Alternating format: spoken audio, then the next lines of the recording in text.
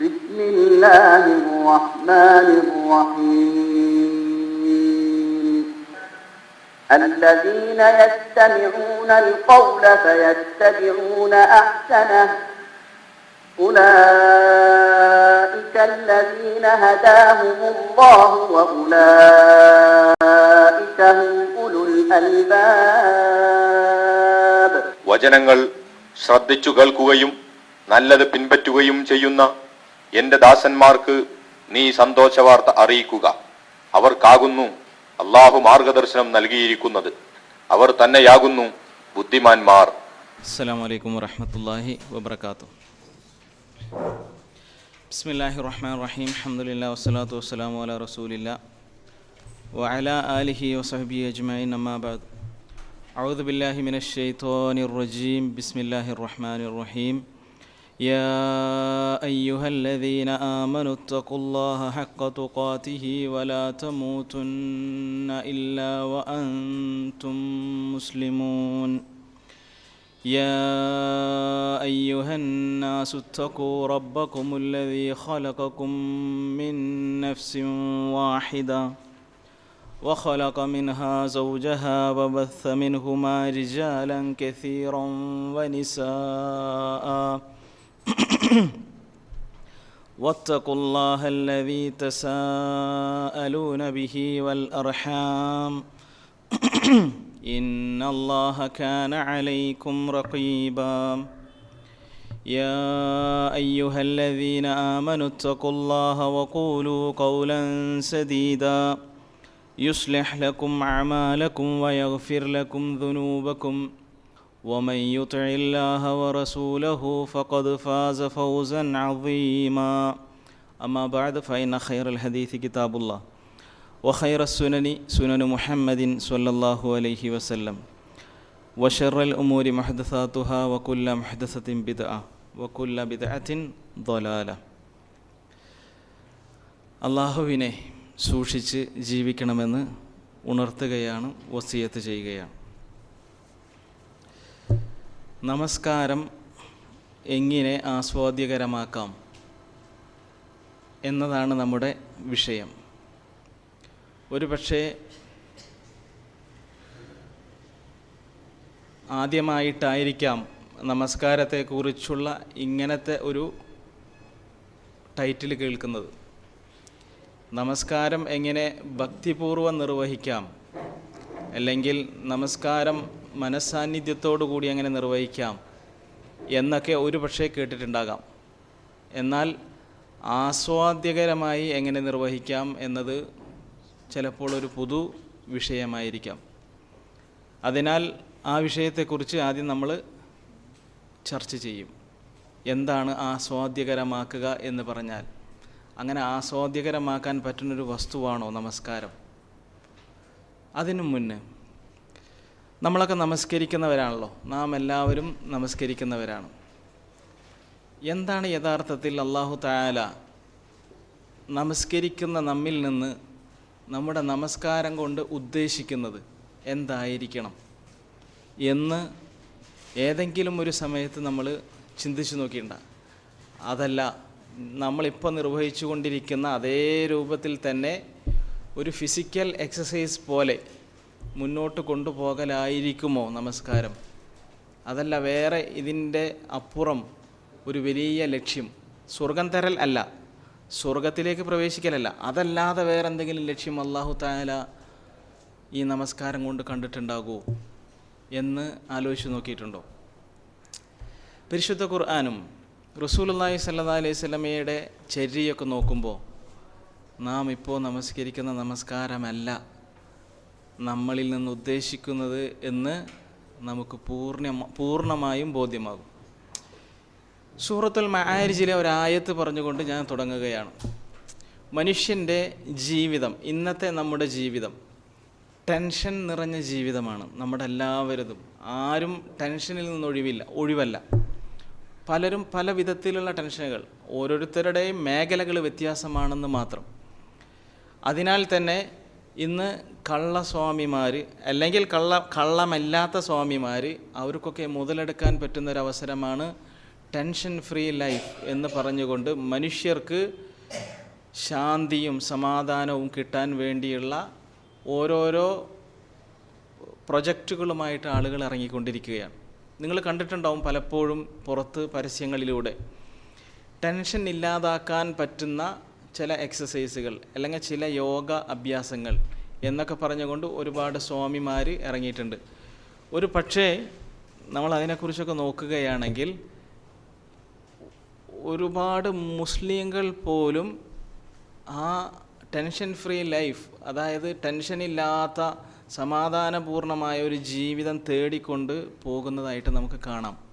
ഞാനൊക്കെ കണ്ടിട്ടുണ്ട്. ഞാനുമായിട്ട് ഒരാൾ സംസാരിച്ചിട്ടുണ്ട്. അദ്ദേഹം പറഞ്ഞു അദ്ദേഹം ഈ കോഴ്സിന് പോകുന്ന ഒരാളാണ് എന്ന് പറഞ്ഞു. അദ്ദേഹത്തിന് ഒരുപാട് സമാധാനം കിട്ടുന്നുണ്ടെന്നൊക്കെ പറഞ്ഞു. അപ്പോൾ മനുഷ്യൻ്റെ ജീവിതം ഇന്ന് കലുഷിതമാണ്. മാനസികമായി അവൻ ടെൻഷനിലാണ്, പ്രയാസത്തിലാണ്.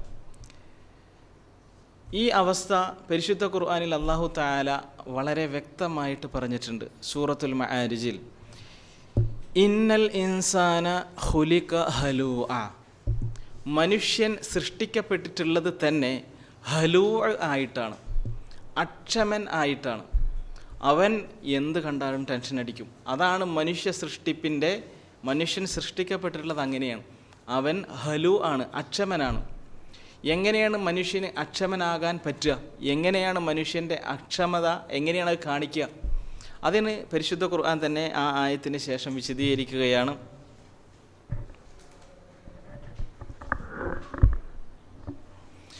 അല്ലാഹു തആല വിശദീകരിക്കുകയാണ്. എന്ത്? ഇദാ മസ്സഹു ശർറു, മനുഷ്യന് ഒരു ആപത്ത് വന്നാൽ, ഒരു ഷെറ് വന്നാൽ, ഷെറ് എന്ന് പറഞ്ഞാൽ ആക്സിഡൻറ്റ് തന്നെ ആയിക്കൊള്ളണമെന്നൊന്നുമില്ല കേട്ടോ. എന്തും മനുഷ്യൻ ആഗ്രഹിക്കാത്ത, ഇഷ്ടപ്പെടാത്ത ഒരു വസ്തു, ഒരു സംഗതി അവൻ്റെ ജീവിതത്തിൽ സംഭവിച്ചാൽ ജസൂആ, അവൻ പരിഭ്രാന്തനാകും. പെട്ടെന്ന് ഒരു ബിസിനസ് നടത്തിക്കൊണ്ടിരിക്കുന്ന ആളുടെ ബിസിനസ്സിൽ വലിയ ഒരു തകർച്ച സംഭവിച്ചു എന്ന് കരുതുക. അദ്ദേഹത്തിൻ്റെ കോടിക്കണക്കിന് ആസ്തികളും കോടിക്കണക്കിന് ബിസിനസ്സുകളും നടത്തിക്കൊണ്ടിരിക്കുന്നത് പെട്ടെന്ന് നഷ്ടത്തിലേക്ക് വന്നു കഴിഞ്ഞാൽ ആ മനുഷ്യൻ ആകൂലേ? ആ മനുഷ്യൻ ഇദാ മസ്സഹു ശർറു ജസൂആ, തൻ്റെ ജീവിതം ഇങ്ങനെ മുന്നോട്ട് പോകുമ്പോൾ തൻ്റെ വീട്ടിലെ ചില ആളുകൾ മരണപ്പെട്ടു പോവുക. മനുഷ്യൻ ആവും. മനുഷ്യൻ എന്തായി മാറും? പരിഭ്രാന്തനായി മാറും. പരിഭ്രാന്തി മനുഷ്യ സൃഷ്ടിപ്പിൽ പറഞ്ഞിട്ടുള്ളതാണ്. എന്നാൽ നേരെ മറിച്ചൊരു കാര്യവുമുണ്ട്. ഇദാ മസ്സഹുൽ ഖൈറു, അവന് നന്മ ബാധിച്ചാൽ എന്ത് സംഭവിക്കും? അവനത് തടഞ്ഞു വെക്കും. ആരോടും പറയുകയുമില്ല, ആരുമായും ഷെയർ ചെയ്യുകയില്ല. ഖൈർ കിട്ടിയാൽ ഷെയർ ചെയ്യൂല, തിന്മ കിട്ടിയാലോ ഷെറ് കിട്ടിയാലോ അവൻ പരിഭ്രാന്തനായിട്ട് നടക്കും. ഇതാണ് മനുഷ്യന്മാരുടെ മൊത്തത്തിലുള്ള ഇന്നത്തെ അവസ്ഥ. നിങ്ങൾ ഓരോരുത്തരെ എടുത്ത് പരിശോധിച്ച് നോക്കിക്കോ, നിങ്ങളുടെ ചുറ്റുഭാഗമുള്ള ആളുകളെക്കുറിച്ച്. ഇപ്പോൾ തൽക്കാലം നിങ്ങളെക്കുറിച്ച് നോക്കണ്ട, നിങ്ങൾ അങ്ങനെയാണോ എന്ന് നോക്കണ്ട, ചുറ്റുഭാഗമുള്ള ആളുകളെ കുറിച്ചിട്ടൊന്ന് നോക്കുക. ഇങ്ങനെയായിരിക്കും മനുഷ്യന്മാർ. നമ്മളൊന്ന് റോട്ടിലേക്ക് ജനൽ തുറന്നിട്ട് റോട്ടിലേക്ക് നോക്കിയാൽ 4 ഭാഗവും ജനങ്ങൾ അങ്ങോട്ടും ഇങ്ങോട്ടും പോകുന്നത് കാണാം. ജനങ്ങൾ മുഴുവനും ഒന്നുകിൽ ആണ്, പരിഭ്രാന്തരായിട്ടാണ് അങ്ങോട്ട് പോണത്. പിന്നെ ആണ്, സംഗതികൾ കുറേ എണ്ണം പിടിച്ചു വെക്കുക, തടഞ്ഞു വെക്കുകയാണ്, കാണിച്ചു കൊടുക്കുന്നില്ല, ഷെയർ ചെയ്യുന്നില്ല. അല്ലാഹു തആല ആയത്ത് അവിടെ നിന്ന് അവസാനിപ്പിച്ചിട്ടില്ല. ഇല്ലൽ മുസല്ലീൻ, നമസ്കരിക്കുന്നവരൊഴിച്ച്. അവർക്ക് ഈ സ്വഭാവം ഉണ്ടാവില്ല. ആർക്ക്? നമസ്കരിക്കുന്നവർക്ക് ഈ പറഞ്ഞ പരിഭ്രാന്തി, ഈ പറഞ്ഞ ആയ അവസ്ഥ, ഷെയർ ചെയ്യുന്ന അവസ്ഥ, ഷെയർ ചെയ്യാത്ത അവസ്ഥ നമസ്കരിക്കുന്നവർക്ക് ഉണ്ടാവില്ല. ഉണ്ടോ? നമ്മൾ നമസ്കരിക്കുന്നവരാണല്ലോ. പരിഭ്രാന്തി ഉണ്ടോ? ഇപ്പോൾ പരിഭ്രാന്തരാകാറുണ്ടോ? പല ഷെറുകൾ വരുമ്പോൾ അക്ഷമനായിട്ട് ആകെ പിടിച്ചാൽ കിട്ടാത്തൊരവസ്ഥയിലേക്ക് നമ്മൾ എത്താറുണ്ടോ? ഉണ്ട് എങ്കിൽ നമസ്കാരം നാം യഥാർത്ഥ രൂപത്തിലേക്ക് എത്തിയിട്ടില്ല. അതാണ് നമ്മിൽ നിന്ന് ആഗ്രഹിച്ചിട്ടുള്ള, നമ്മിൽ നിന്ന് അല്ലാഹു തആല പ്രതീക്ഷിക്കുന്ന നമസ്കാരം. ആ നമസ്കാരത്തിൻ്റെ ക്വാളിറ്റിയിലേക്ക് നമ്മൾ എത്തിയിട്ടില്ല. നമസ്കരിക്കുന്നുണ്ട് എന്നുള്ളത് ശരിയാണ്, നമ്മുടെ ബാധ്യതകൾ നമ്മൾ നിർവഹിക്കുന്നുണ്ട് എന്നുള്ളത് ശരി തന്നെയാണ്. പക്ഷേ അല്ലാഹു തആല എന്താണോ നമസ്കാരം കൊണ്ട് ഉദ്ദേശിച്ചത് അത് നടക്കുന്നില്ല. അത് നടക്കുന്നുണ്ടെങ്കിൽ നാം വളരെ സമാധാനത്തിൽ നടക്കുന്ന മനുഷ്യന്മാരായിരിക്കും. ഒരു സംഗതികളും ഒരു പ്രശ്നങ്ങളും നമ്മളെ ബാധിക്കാതെ നമ്മൾ ഒഴുകുകയായിരിക്കും. അല്ലല്ലോ. ഇനി രണ്ടാമത്തെ ഒരായത്ത് നോക്കാം. ഇന്നസ്വലാത്ത വഅഖിമിസ്സലാത്ത ഇന്നസ്വലാത്ത തൻഹാ അനിൽ ഫഹ്ശാഇ വൽ മുൻകർ. ഇന്നസ്വലാത്ത് തീർച്ചയായിട്ടും നമസ്കാരം, തൻഹ ആ നമസ്കാരം വിലക്കും. നമസ്കാരം എന്ന നാം ചെയ്തുകൊണ്ടിരിക്കുന്ന ആ ഇബാദത്ത് അത് സ്വന്തം അതെന്ത് ചെയ്യും? നമ്മെ വിലക്കും, നമ്മെ തടഞ്ഞു നിർത്തും. മിനൽ ഫഹ്ശാഇ വൽ മുൻകർ. ഫഹ്ശാ മ്ലേച്ഛമായ കാര്യങ്ങളിൽ നിന്നും, വൽ മുൻകർ വെറുക്കപ്പെട്ട കാര്യങ്ങളിൽ നിന്നും. വെറുക്കപ്പെട്ടതും മ്ലേച്ഛവുമായ എല്ലാ കാര്യങ്ങളിൽ നിന്നും നമ്മെ ഇങ്ങനെ പിടിച്ചു വലിക്കും. നമ്മൾ അങ്ങോട്ടേക്ക് ചാടാൻ പോകുമ്പോൾ കയറിട്ടിട്ട് പിടിച്ചു വലിക്കും. എന്ത്? നരകത്തെക്കുറിച്ചുള്ള പേടിയല്ല. എന്താ? നമസ്കാരം. അങ്ങനെയാണോ? ആണോ? ഇനി നമ്മൾ പുറത്തേക്കുള്ള ആളുകളിലേക്ക് നോക്കണ്ട, നമ്മിലേക്ക് നോക്കുക. നമ്മൾ നമസ്കരിക്കുന്നവരാണല്ലോ. നാം ഇത്ര നാൾ നമസ്കരിച്ചില്ലേ? 10-30 വർഷത്തോളം, 20 വർഷത്തോളം, 40 വർഷത്തോളം നമസ്കരിച്ച്. നമസ്കാരം പിടിച്ചു വലിക്കാറുണ്ടോ നമ്മെ? തിന്മകളിൽ നിന്ന്, മ്ലേച്ഛമായ കാര്യങ്ങളിൽ നിന്ന് നമ്മെ പിടിച്ച് കയറിട്ട് വലിക്കാറുണ്ടോ? ഇല്ല എങ്കിൽ നമ്മുടെ നമസ്കാരം ഉദ്ദേശിച്ച രൂപത്തിലേക്ക് എത്തിയിട്ടില്ല എന്ന് ഉറപ്പാണ്. ഇനിയും ഒരുപാട് ആയത്തുകൾ പരിശുദ്ധ ഖുർആനിലും റസൂലുള്ളാഹി സ്വല്ലല്ലാഹി അലൈഹി വസല്ലമയുടെ ഹദീസുകളിൽ നിന്നും നമുക്ക് കാണിക്കാൻ പറ്റും.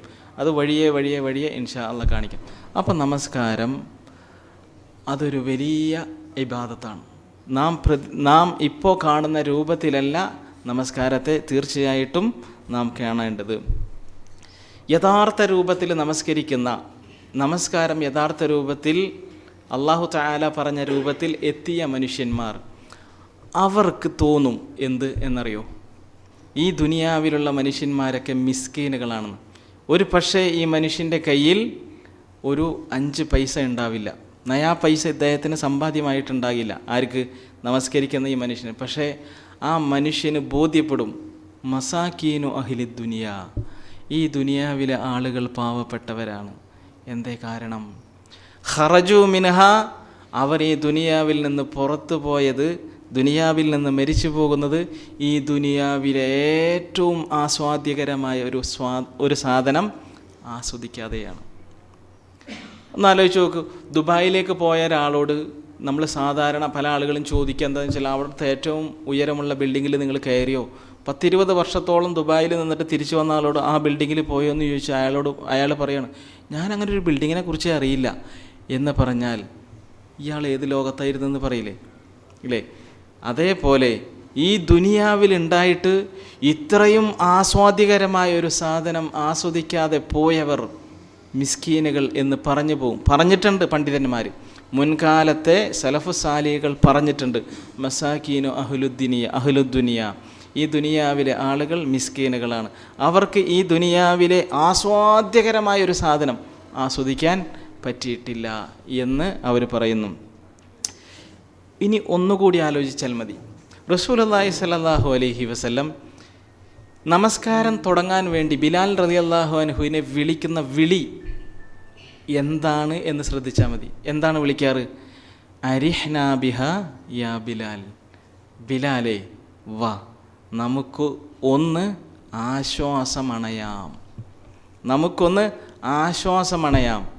നമ്മൾ എന്താ പറയാറ്? നമസ്കരിച്ചിട്ട് വേണം ഒന്ന് ആശ്വസിക്കാൻ എന്നാ പറയാറ്. ഇത് നമസ്കാരത്തിലൂടെ ആശ്വാസമണയുക, ആശ്വസിക്കാൻ. നമ്മൾ സാധാരണ നാം കാണാറ്, നാം ചെയ്യാറ്, ഒന്ന് വിശ്രമിക്കാൻ ഉറങ്ങുകയാണ് ചെയ്യാറ്.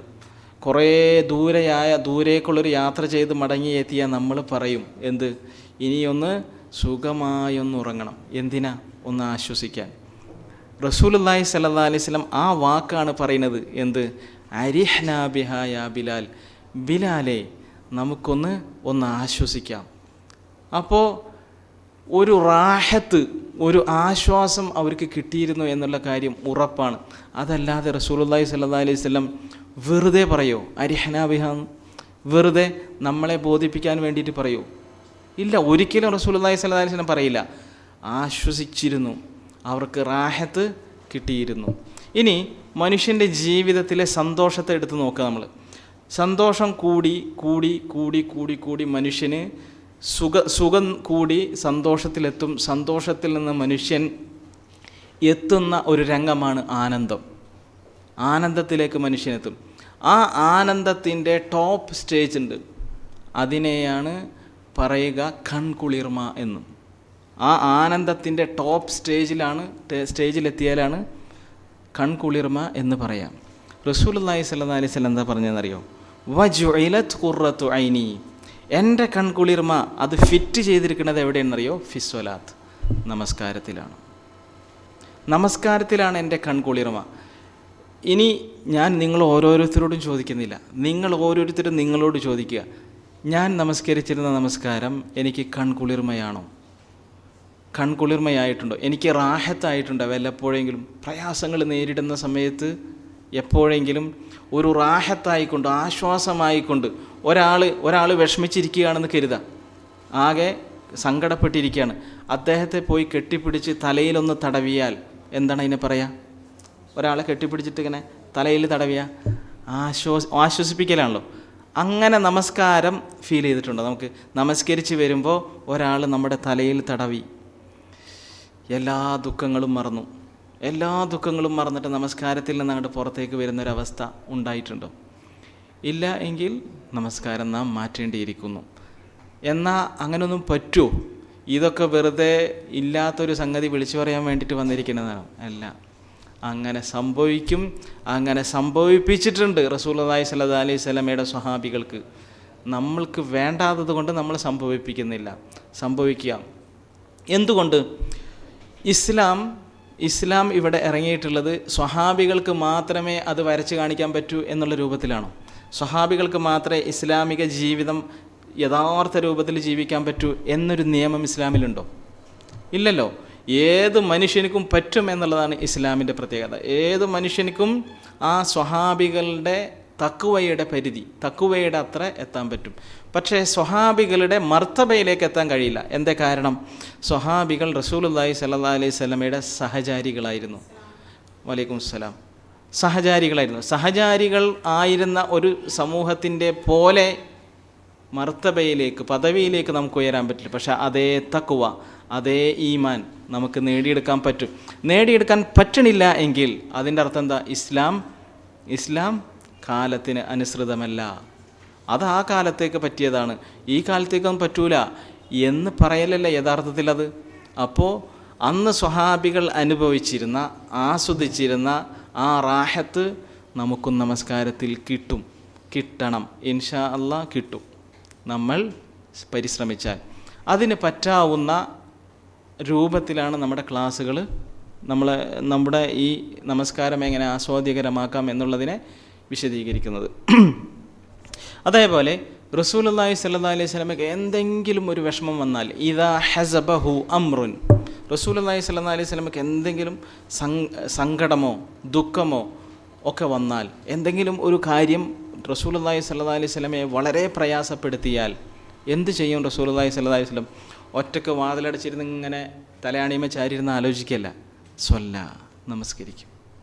നമ്മളങ്ങനെയാണ് ചെയ്യാറ്. ദുഃഖം വന്നു കഴിഞ്ഞാൽ നമ്മൾ വേണമെങ്കിൽ കടപ്പുറത്ത് പോയിട്ട് ഇങ്ങനെ കാറ്റുകൊണ്ടിരിക്കും, വേണമെങ്കിൽ കടപ്പുറത്ത് ഇങ്ങനെ മലർന്ന് കിടക്കുകയും ചെയ്യും. എന്നിട്ട് ഇങ്ങനെ ദുഃഖങ്ങൾ മുഴുവൻ ആ കാറ്റിൽ കൂടെ ഇങ്ങനെ പറത്തുകയായിരിക്കും. റസൂലുള്ളാഹി സ്വല്ലല്ലാഹി അലൈഹി വസല്ലം ചെയ്തിരുന്നത് നമസ്കരിക്കുകയാണ്. അപ്പോൾ എങ്ങനെയാണ് ഈ നമസ്കാരത്തിൽ ദുഃഖം അങ്ങനെ ആവിയായിട്ട് പോകുക? അത് നമസ്കാരത്തെ നമ്മൾ കണ്ട വ്യത്യാസമാണ്. നമസ്കാരത്തെ നാം കണ്ട രൂപത്തിലുള്ള വ്യത്യാസമാണ് നമുക്കത് ഉൾക്കൊള്ളാൻ കഴിയാത്തത്. ശരി, ഇതാണ് നമസ്കാരത്തെക്കുറിച്ച് ആദ്യമായിട്ട് പറയാനുള്ളത്. രണ്ടാമത്തേത്, ആസ്വാദ്യകരമാക്കുക എന്ന് പറയാൻ പാടുണ്ടോ എന്ന് ചോദിക്കാം. എന്താണ് ആസ്വാദ്യകരം? ഒരു ബിരിയാണി ആസ്വദിച്ച് തിന്നുക, ഒരു അങ്ങനെയുള്ള ഭക്ഷണ സാധനങ്ങളൊക്കെ അല്ലേ ആസ്വദിക്കുക. നമസ്കാരം എങ്ങനെ ആസ്വദിക്കുക? നമസ്കാരം യഥാർത്ഥത്തിൽ എന്താ വേണ്ടത്? ഭക്തിസാന്ദ്രമായി എന്നൊക്കെയല്ലേ പറയേണ്ടത് എന്ന് തോന്നും.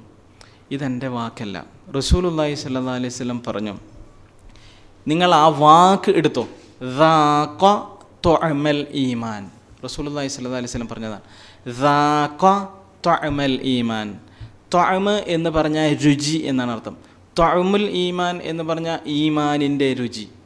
ഈമാനിൻ്റെ രുചി റാഖ, ആസ്വദിച്ചു. അതാണ് ആ വാക്കിൻ്റെ അർത്ഥം. ഈമാനിൻ്റെ രുചി ആസ്വദിച്ചിരിക്കുന്നു. അപ്പോൾ ഈമാൻ്റെ രുചി എന്ന് പറഞ്ഞ സാധനം നമുക്ക് ആസ്വദിക്കാൻ പറ്റും. പക്ഷെ നാം ചിലപ്പോൾ ജീവിതത്തിൽ അത് ആസ്വദിച്ചിട്ടുണ്ടാവില്ല. ഒരു പ്രാവശ്യം ആ ഈമാൻ്റെ രുചി ആസ്വദിച്ച മനുഷ്യൻ അതെവിടെ കിട്ടും? ഹിമാലയം പർവ്വതത്തിൻ്റെ മേലെ കിട്ടുമെങ്കിൽ, മീതെ കിട്ടുമെങ്കിൽ അവിടേക്ക് നടന്നു പോയിട്ട് വാങ്ങും.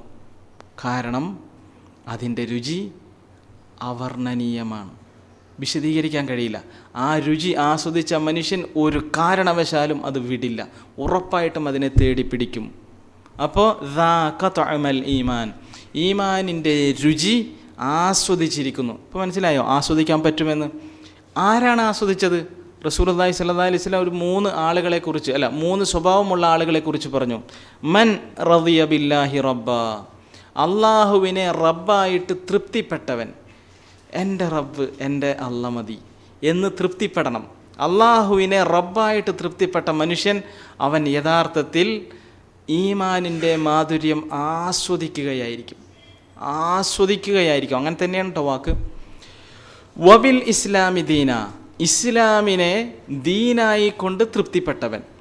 ഇസ്ലാമിനെ ദീനായി കൊണ്ട് തൃപ്തിപ്പെട്ടവൻ എന്താസ്വദിക്കുകയായിരിക്കും? ഈമാനിൻ്റെ രുചി ആസ്വദിക്കുകയായിരിക്കും. അദ്ദേഹത്തിൻ്റെ വായിൽ, അദ്ദേഹത്തിൻ്റെ ശരീരത്തിൽ ഈമാൻ്റെ രുചിയായിരിക്കും ഇങ്ങനെ കളിക്കുന്നത്. വബി മുഹമ്മദിൻ സ്വല്ലല്ലാഹു അലൈഹി വസല്ലമ നബിയ, റസൂലുള്ളാഹി സ്വല്ലല്ലാഹു അലൈഹി വസല്ലമയെ നബിയായിക്കൊണ്ട് അല്ലെങ്കിൽ ദൂതനായിക്കൊണ്ട് തൃപ്തിപ്പെട്ടവൻ.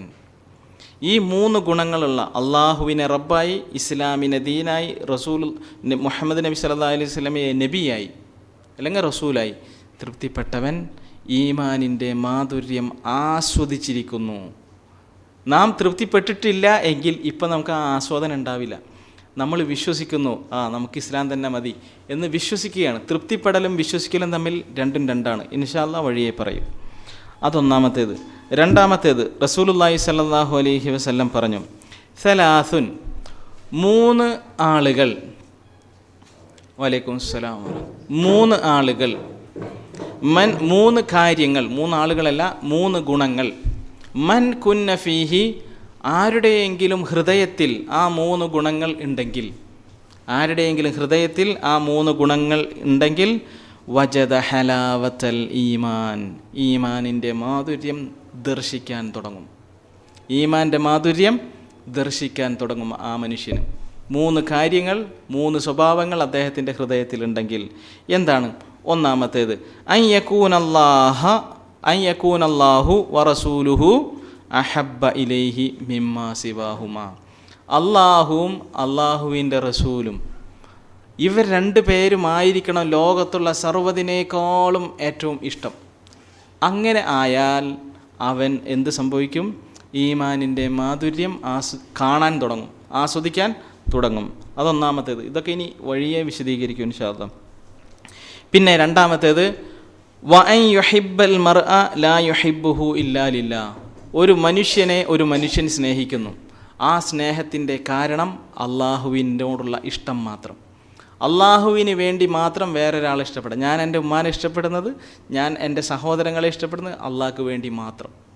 അങ്ങനെയല്ല എന്നുള്ളത് പൊളിച്ച് നമുക്ക് വേണം വരച്ച് കാണിച്ചു തരാം.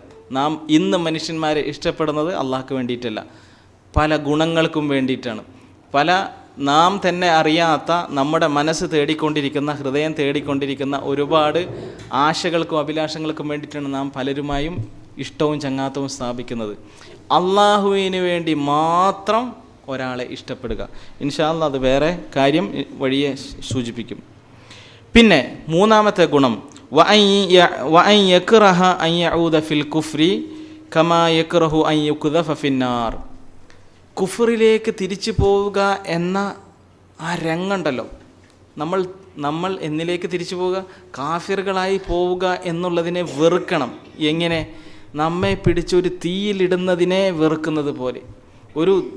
ഒരു അഗ്നികുണ്ഡമുണ്ടാക്കി അതിനകത്തോട്ട് നമ്മളെ പിടിച്ച് ഇടുന്നതിനേക്കാൾ വെറുപ്പ് നാം കാഫിറുകളായി കുഫറിലേക്ക് തിരിച്ചു പോകുക എന്നതിനെ നാം വെറുക്കണം എന്ന് ഇതാണ് ഹലാവത്തുൽ ഈമാനിനെ കുറിച്ച് പറയാനുള്ളത്. അപ്പോൾ ഇസ്ലാമിൽ ആസ്വാദനമുണ്ട്, ഇസ്ലാമിൽ യഥാർത്ഥത്തിൽ ആസ്വാദനമുണ്ട്.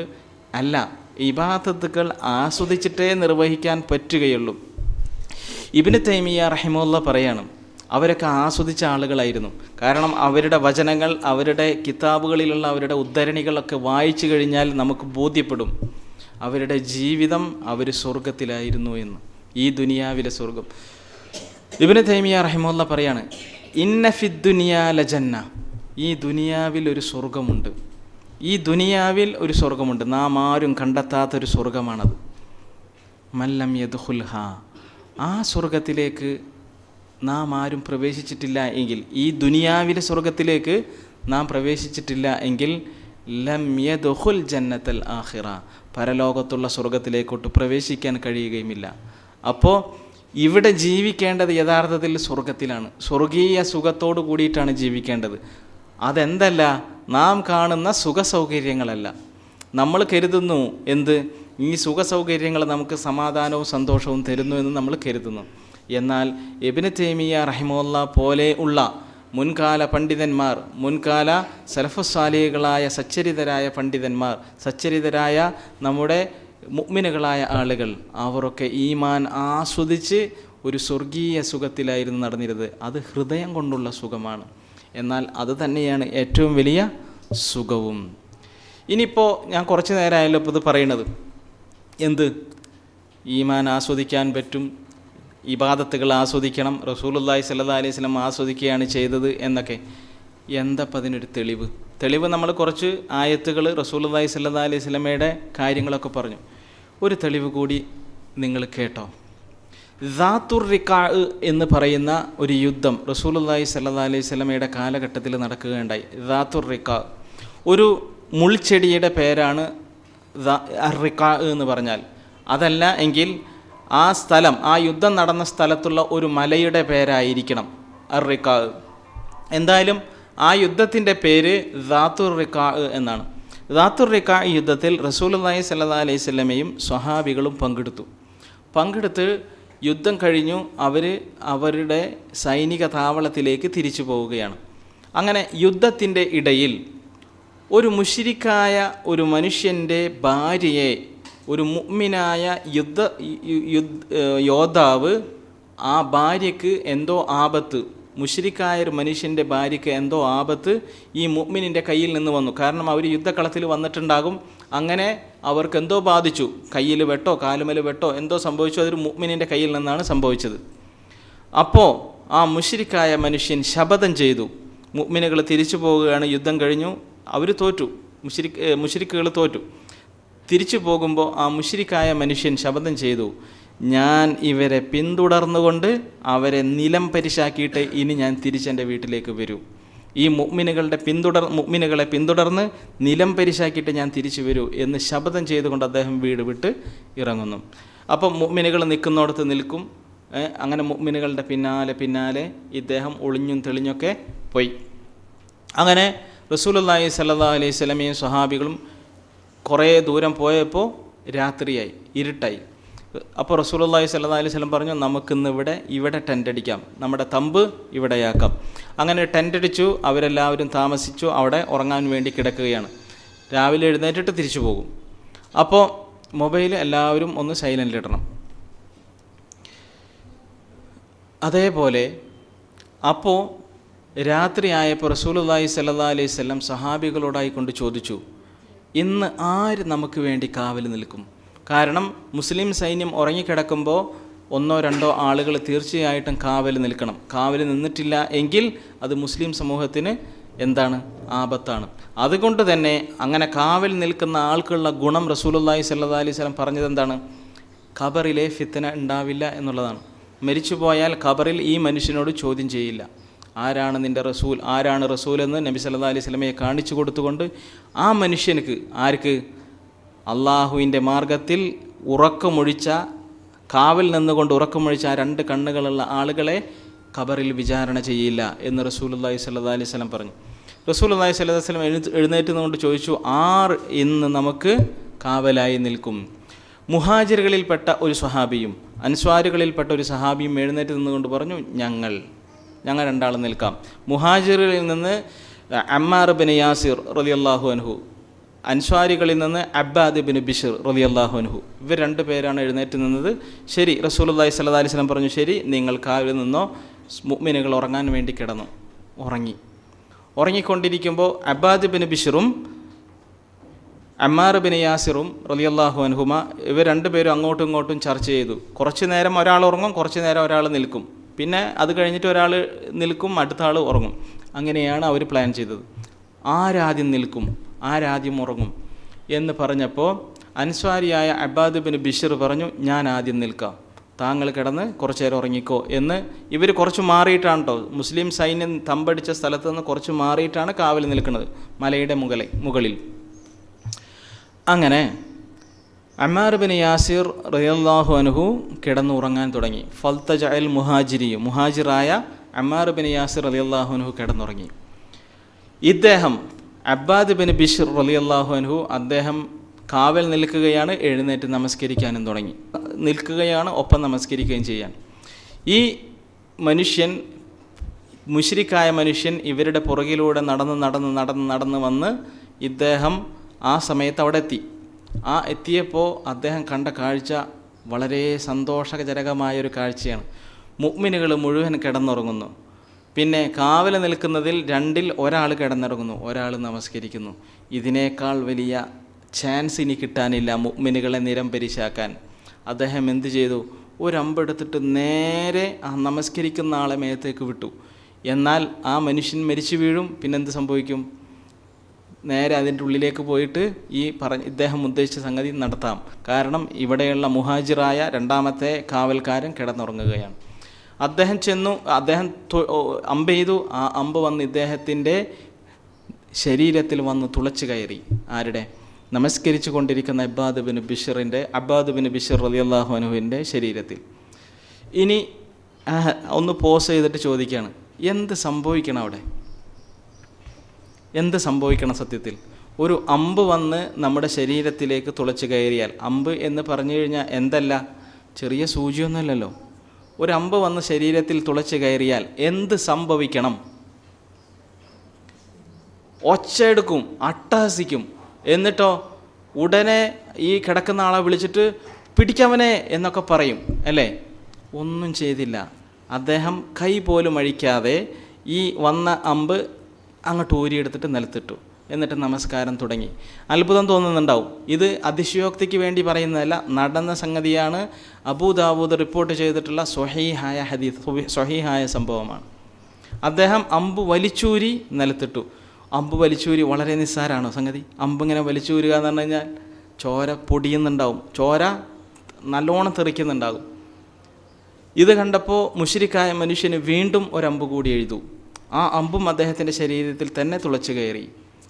ആ അമ്പും അദ്ദേഹം വലിച്ചൂരി നിലത്തിട്ടു നമസ്കാരം തുടർന്നു. ഇതേപോലെ മൂന്നാമത്തെ തവണയും അദ്ദേഹം അമ്പ് ചെയ്തു.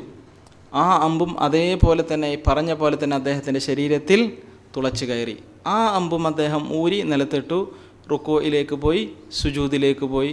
സുജൂദും കഴിഞ്ഞു. അദ്ദേഹം തശഹൂദിലിരുന്നു. സലാം വീട്ടുന്ന സമയത്താണ് ആരെഴുന്നേൽക്കുന്നത്?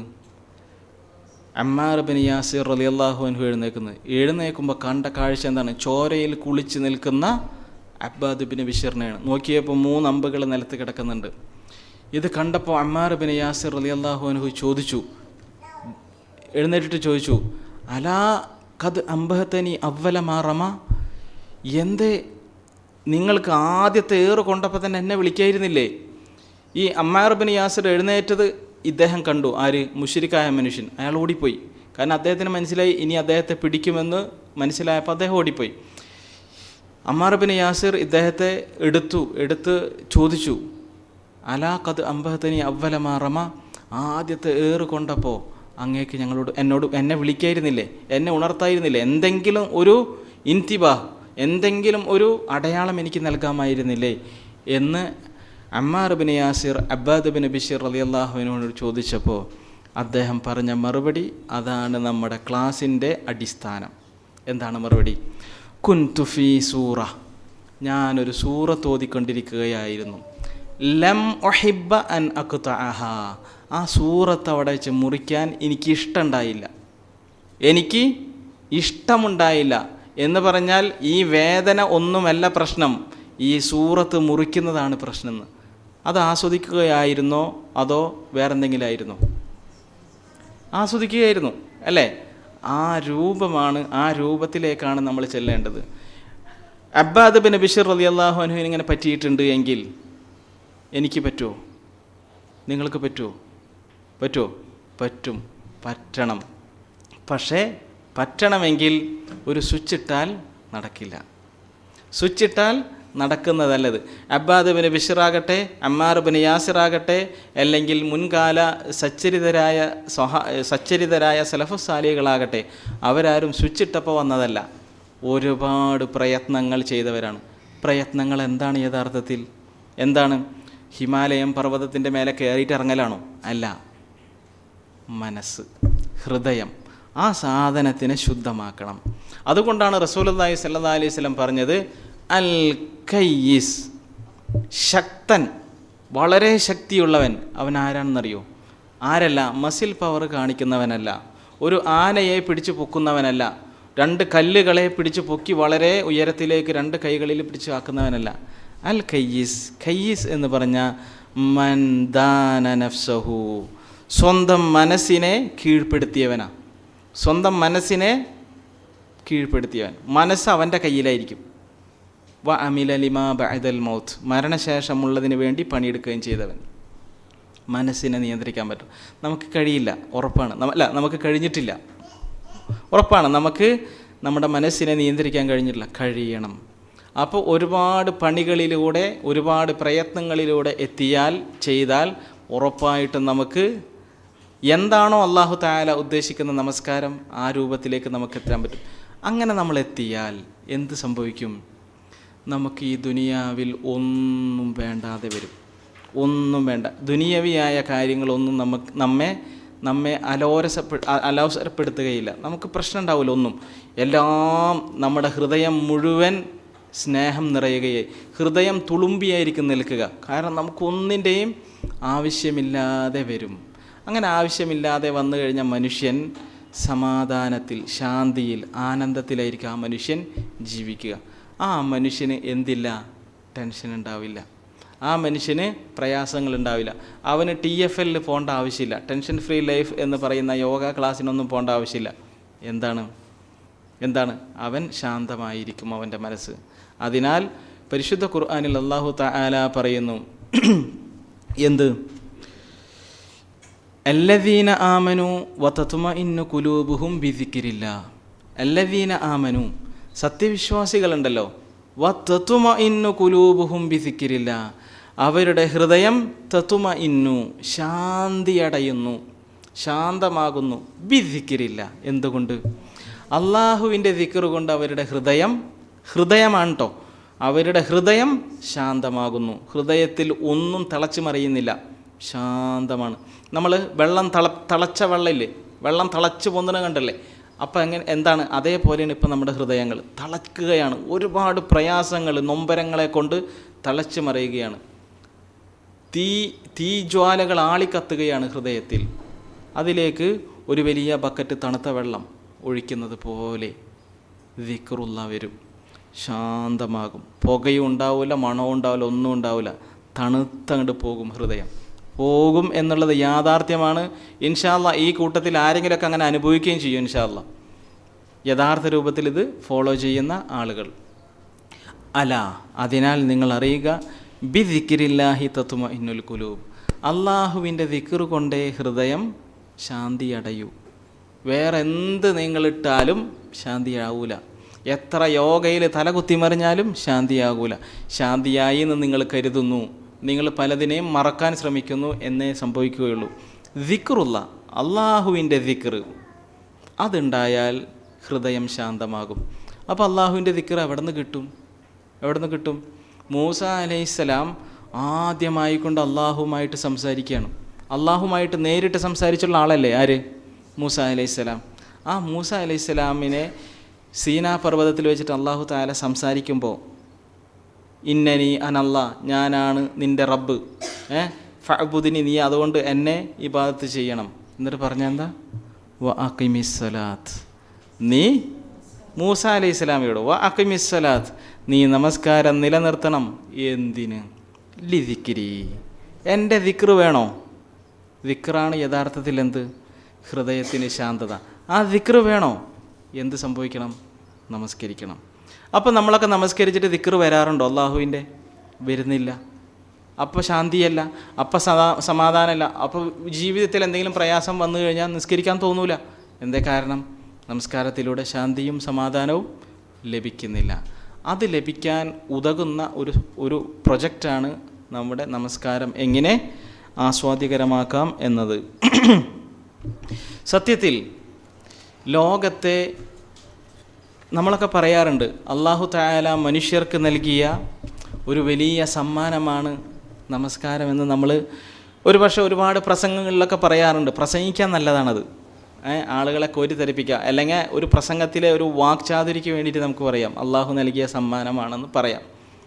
അത് അനുഭവിച്ചവൻ സമ്മാനം എന്ന് പറയും. യഥാർത്ഥത്തിൽ പ്രസംഗത്തിന് വേണ്ടിയല്ല, അനുഭവിച്ചവൻ പറയും ഇത് അള്ളാഹ് എനിക്ക് നൽകിയ സമ്മാനം തന്നെയാണ്. സമ്മാനം നാം എങ്ങനെ സ്വീകരിക്കും? നമുക്കൊരു ചെറിയ ഗിഫ്റ്റ് കിട്ടിയാൽ നമ്മളെങ്ങനെ സ്വീകരിക്കും? അതേപോലെ നമസ്കാരത്തെ നമുക്ക് സ്വീകരിക്കാൻ കഴിയണം. ഇബ്നു തൈമിയ്യ റഹിമഹുല്ലാ പറയാണ്, ഞങ്ങൾ അങ്ങോട്ട് നമസ്കരിക്കാൻ നിന്ന കുന്നാ ഫീ റൗള. നിങ്ങളും പറയൂട്ടോ ഇൻഷാ അല്ലാഹ്. അങ്ങനെ ആസ്വദിക്കാൻ തുടങ്ങിയാൽ നിങ്ങളും പറയും. കുന്നാ ഫീ റൗള, ഞങ്ങൾ നമസ്കരിക്കാൻ നിന്ന ഫീ റൗള, ഒരു പൂന്തോട്ടത്തിലായിരിക്കും ഞങ്ങൾ നമസ്കരിക്കാൻ നിൽക്കുക. എന്ന് പറഞ്ഞാൽ ഫിസിക്കലി അല്ല, പോയിട്ടൊരു പൂന്തോട്ടത്തിലല്ല നമസ്കരിക്കുന്നത്, സ്വന്തം വീട്ടിലായിരിക്കും, പള്ളിയിലായിരിക്കും. നമസ്കാരത്തിൽ ഇവരുടെ ആത്മാവ് പ്രവേശിക്കും. എവിടെ? ഒരു പൂന്തോട്ടത്തിൽ. ആ പൂന്തോട്ടത്തിലെ പ്രത്യേകത ത്വആമുനാ ഫീഹൽ ഖുശൂ. ആ പൂന്തോട്ടത്തിൽ ഞങ്ങൾ ഭക്ഷിച്ചു കൊണ്ടിരിക്കുന്ന ഭക്ഷണം എന്താണെന്നറിയോ? ഖുശൂ ആണ്, ഭയഭക്തിയാണ്. അതാണ് ഞങ്ങൾ ഭക്ഷിച്ചു കൊണ്ടിരിക്കുന്നത്. അതേപോലെ വശറാബുനാ ഫീഹദ്ദുമൂ, അവിടെയുള്ള ഞങ്ങളുടെ പാനീയം കണ്ണുനീരുകളാണ്. കണ്ണുനീറുകളാണ് ഞങ്ങളുടെ പാനീയങ്ങൾ എന്ന് ഇബ്നു തൈമിയ്യ റഹിമഹുല്ലാ പറയുന്നു. അത് യഥാർത്ഥത്തിൽ അങ്ങനെ തന്നെയാണ്. നമുക്കത് ബോധ്യപ്പെടുകയും ചെയ്യും ഇൻഷാ അല്ലാഹ്. അപ്പോൾ എങ്ങനെ നമ്മൾ ആ പദവിയിലേക്ക് എത്തും? അല്ലെങ്കിൽ പദവിയല്ല, എങ്ങനെ നമ്മൾ അങ്ങനത്തെ ഒരു സ്റ്റേജിലേക്ക്, അങ്ങനത്തെ ഒരു അവസ്ഥയിലേക്ക് നാം എത്തും? എത്തണമെങ്കിൽ ഒരൊറ്റ മാർഗമേ ഉള്ളൂ. അതേതാണ്? റസൂലുള്ളാഹി സ്വല്ലല്ലാഹു അലൈഹി വസല്ലമയുടെ മാതൃക. റസൂലുള്ളാഹി സ്വല്ലല്ലാഹു അലൈഹി വസല്ലം എങ്ങനെ നമസ്കരിച്ചോ എന്നുള്ളത് ഫിസിക്കൽ മാത്രമല്ല, അതിനെ ആത്മീയമായി റസൂലുള്ളാഹി സ്വല്ലല്ലാഹു അലൈഹി വസല്ലം എങ്ങനെ കണ്ടുവോ, എങ്ങനെ പരിചയപ്പെടുത്തിയോ, ആ രൂപത്തിൽ തന്നെ നാം അതിനെ കാണുകയും വേണം.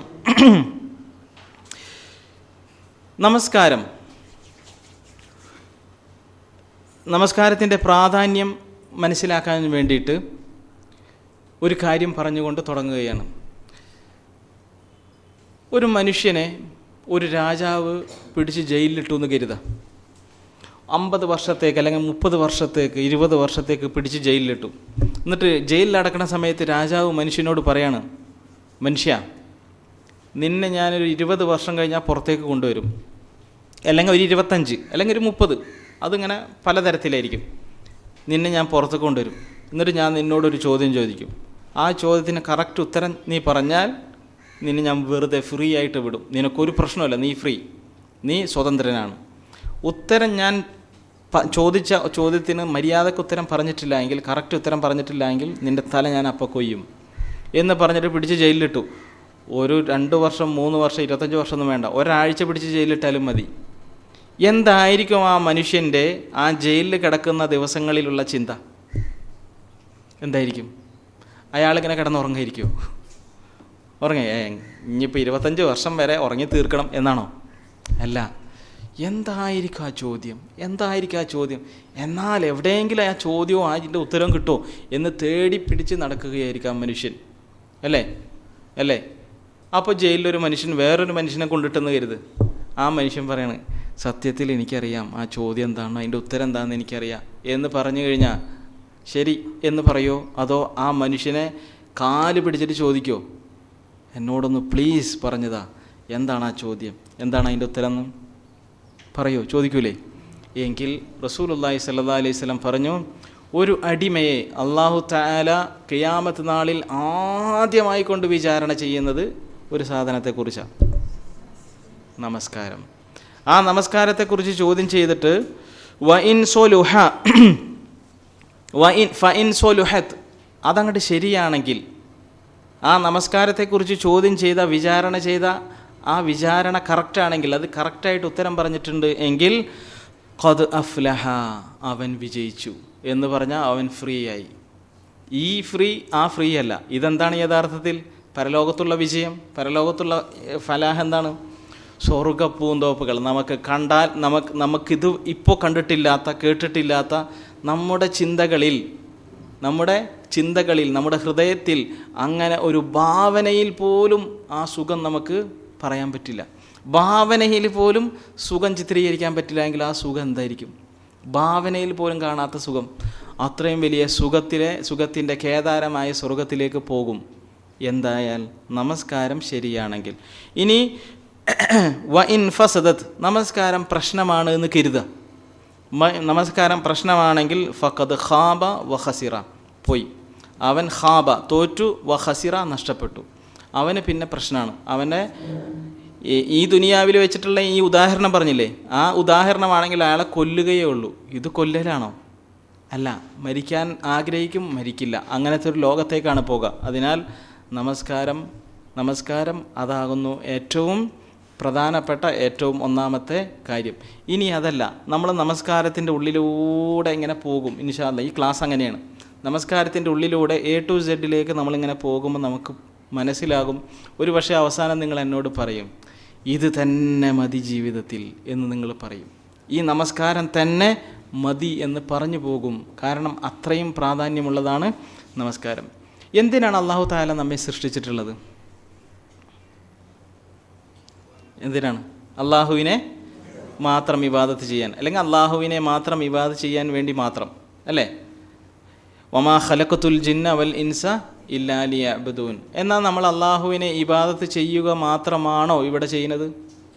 അതല്ല, കുറേ കാര്യങ്ങൾ നമ്മൾ ചെയ്യുന്നുണ്ട്. അള്ളാഹുവിനെ മാത്രമേ ഇബാദത്ത് ചെയ്യാൻ പറ്റുള്ളൂ. അള്ളാഹുവിനെ ഇബാദത്ത് ചെയ്യാനായിട്ടാണ് അല്ലാഹു തആല മനുഷ്യരെയും ജിന്നുകളെയും സൃഷ്ടിച്ചിട്ടുള്ളത്. നമ്മൾ ജീവിതത്തിലെ 24 മണിക്കൂർ, ഒരു ദിവസത്തിലെ 24 മണിക്കൂർ എടുത്തിട്ട് ഇങ്ങനെ നോക്കുക. അതിൽ നമ്മൾ എത്ര ടൈം അള്ളാഹുവിനെ ഇബാദത്ത് ചെയ്യുന്നുണ്ട്? ആറ്റിക്കുറുക്കി നോക്കിയാൽ എത്ര മണിക്കൂർ, എത്ര മിനിറ്റ് ഉണ്ടാവും? ഏറി വന്നു കഴിഞ്ഞാൽ ഒരു മണിക്കൂർ ഉണ്ടാവുമോ? ഉണ്ടാവില്ല. 1 മണിക്കൂർ നമുക്ക് ബോണസായിട്ട് കൊടുക്കാം, 1 മണിക്കൂറൊന്നും കൊടുക്കാം. ബാക്കി 23 മണിക്കൂറും നമ്മൾ ഇബാദത്ത് ചിലപ്പോൾ ചെയ്യുന്നുണ്ടാവില്ല. കാരണം ഭൗതികമായ രംഗങ്ങളിലാണ്. എന്നാൽ ഇനി ഞാൻ പറയുന്നത് ശക്തമായ രൂപത്തിൽ ആലോചിച്ച് നോക്കൂ. റസൂലുള്ളാഹി സ്വല്ലല്ലാഹു അലൈഹി വസല്ലം ഇസ്രാ മിഅ്റാജ് രാത്രിയിലാണോ നമസ്കാരം നിർബന്ധമാക്കപ്പെട്ടത്? അല്ലേ? ഇസ്രാ മിഅ്റാജ് രാത്രിയിൽ റസൂലുള്ളാഹി സ്വല്ലല്ലാഹു അലൈഹി വസല്ലം അങ്ങോട്ടേക്ക് പോയി. എവിടേക്ക്? ആകാശ ലോകത്തേക്ക് പോയപ്പോൾ അല്ലാഹു തആല റസൂലുള്ളാഹി സ്വല്ലല്ലാഹു അലൈഹി വസല്ലമക്ക് നൽകിയതാണ് നമസ്കാരം. എത്ര വഖത്തായിരുന്നു? 50 റക്അത്തല്ല, വഖത്ത്. 50 വഖത്ത് ഫീ കുല്ലി യൗമിൻ വലൈല, ഓരോ ദിവസത്തിലും. ഒരു ദിവസം എന്ന് പറഞ്ഞാൽ രാത്രി ഉണ്ടാവും, പകലുണ്ടാവും എന്ന് പറഞ്ഞാൽ 24 hours. ഒരു 24 മണിക്കൂറിൻ്റെ അകത്ത് 50 വഖത്ത് നമ്മൾ നമസ്കരിക്കണമെങ്കിൽ, ഫർദ് നമസ്കാരമാണല്ലോ, അല്ലേ? ബാങ്കും ഉണ്ടാവും, ഇഖാമത്തും ഉണ്ടാവും. ഫർദ് നമസ്കാരം നമ്മൾ 50 വഖത്ത് നമസ്കരിക്കണമെങ്കിൽ എത്ര മിനിറ്റ് ഇടവിട്ട് നമസ്കരിക്കണം? അരമണിക്കൂർ, 25 മിനിറ്റ് ഏകദേശം. 25 മിനിറ്റിൻ്റെ ഉള്ളിൽ ഒരു ബാങ്കും ഉണ്ടാവും, ഒരു ഇഖാമത്തും ഉണ്ടാവും, ഒരു ജമാഅത്ത് നമസ്കാരം ഉണ്ടാവും. പകൽ മാത്രമല്ല, രാത്രിയിലും 24 മണിക്കൂറാണ് ഈ പറയുന്നത്. എവിടെ ഉറങ്ങാൻ സമയം? എവിടെ സ്കൂളിൽ പോകാൻ? എവിടെ ഹോസ്പിറ്റലിൽ പോകാൻ? എവിടെ സമയമില്ല. സമയം ഉണ്ടാവുമോ? കാരണം ഓരോ 25 മിനിറ്റിലും ഉണ്ടാവും ബാങ്കും ഇഖാമത്തും. ഇനി ബാങ്കും ഇഖാമത്തും കഴിഞ്ഞ് ഒതുകൊടുത്ത് പള്ളിയിലേക്ക് എത്തുമ്പോഴേക്കും ഏകദേശം 10 മിനിറ്റ് ആവൂലേ? പിന്നെ നമസ്കാരം നിർവഹിച്ച് 5 മിനിറ്റ് കൊണ്ടൊക്കെ ചുറ്റി കംപ്രസ് ചെയ്ത് നമുക്ക് നമസ്കരിക്കാം. 5 മിനിറ്റ് കൊണ്ട് 5 മിനിറ്റ് നമസ്കരിച്ച് വീട്ടിലേക്ക് എത്തി ഒരു ഗ്ലാസ് വെള്ളം കുടിക്കാനുള്ള സമയം ഉണ്ടാകുമ്പോഴേക്കും അടുത്ത ബാങ്ക് കൊടുക്കും, തിരിച്ചു പോരണം, അല്ലേ? ഇതാണ് യഥാർത്ഥത്തിൽ അല്ലാഹു തആല നമ്മിൽ നിന്ന് ആഗ്രഹിക്കുന്നത്.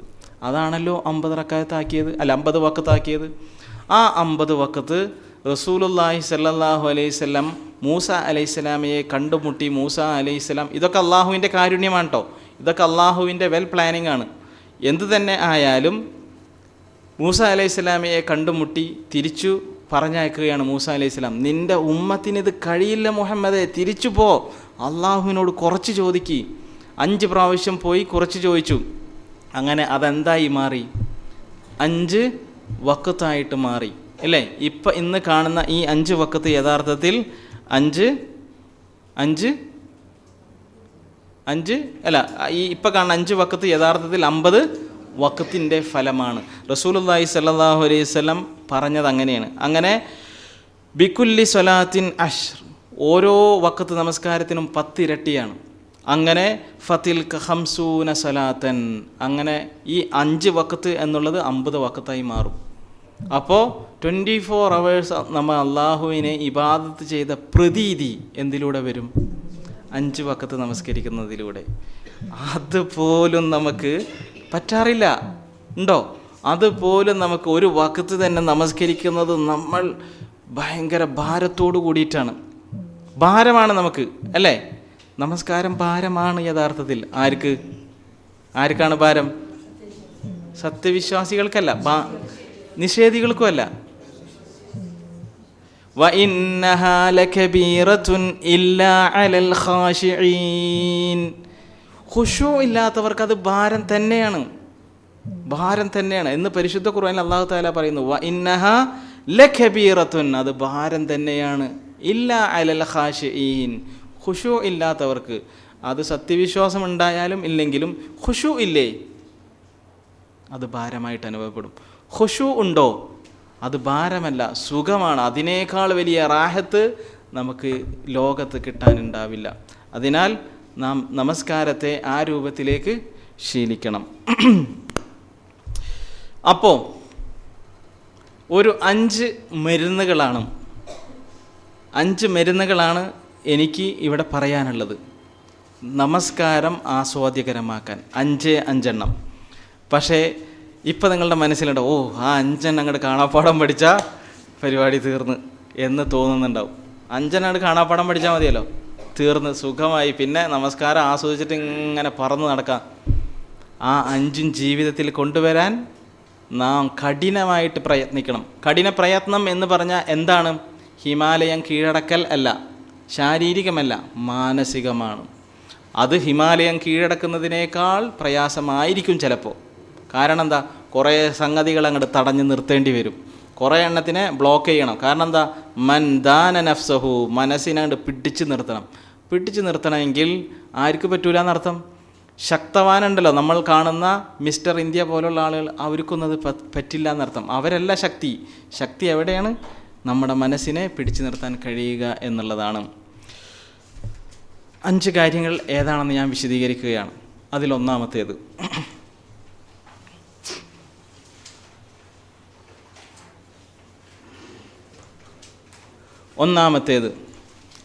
ഹുളൂറുൽ ഖൽബ്, അതായത് ഹൃദയ സാന്നിധ്യത്തോട് കൂടിയിട്ട് നിൽക്കണം.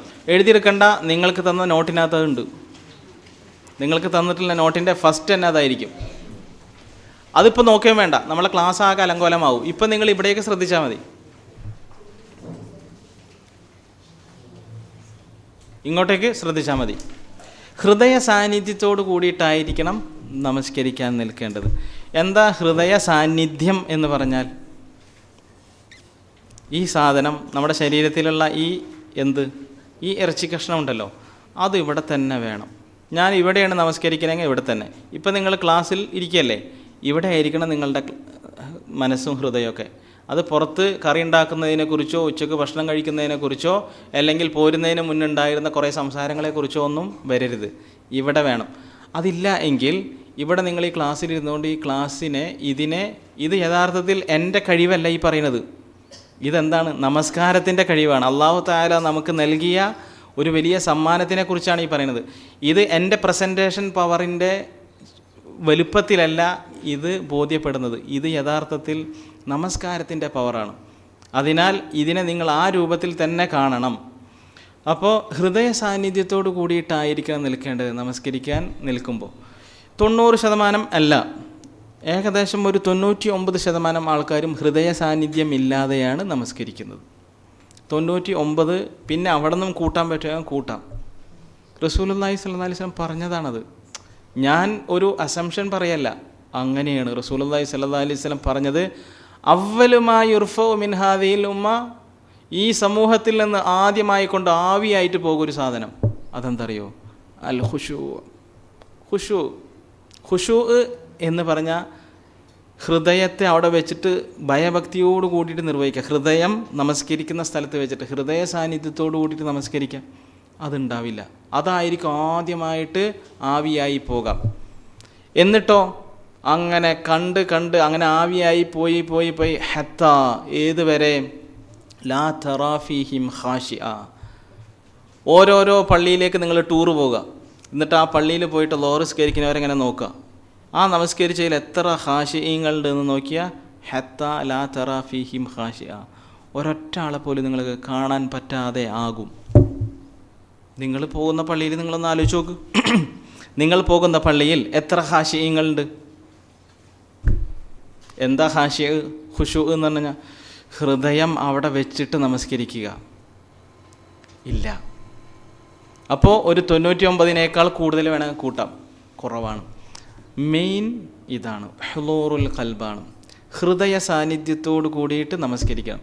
ഹൃദയ സാന്നിധ്യത്തോടു കൂടി നമ്മൾ നമസ്കരിക്കുന്നില്ല എങ്കിൽ നമ്മളെക്കാൾ ഉത്തമരാണ് ആരെന്നറിയോ?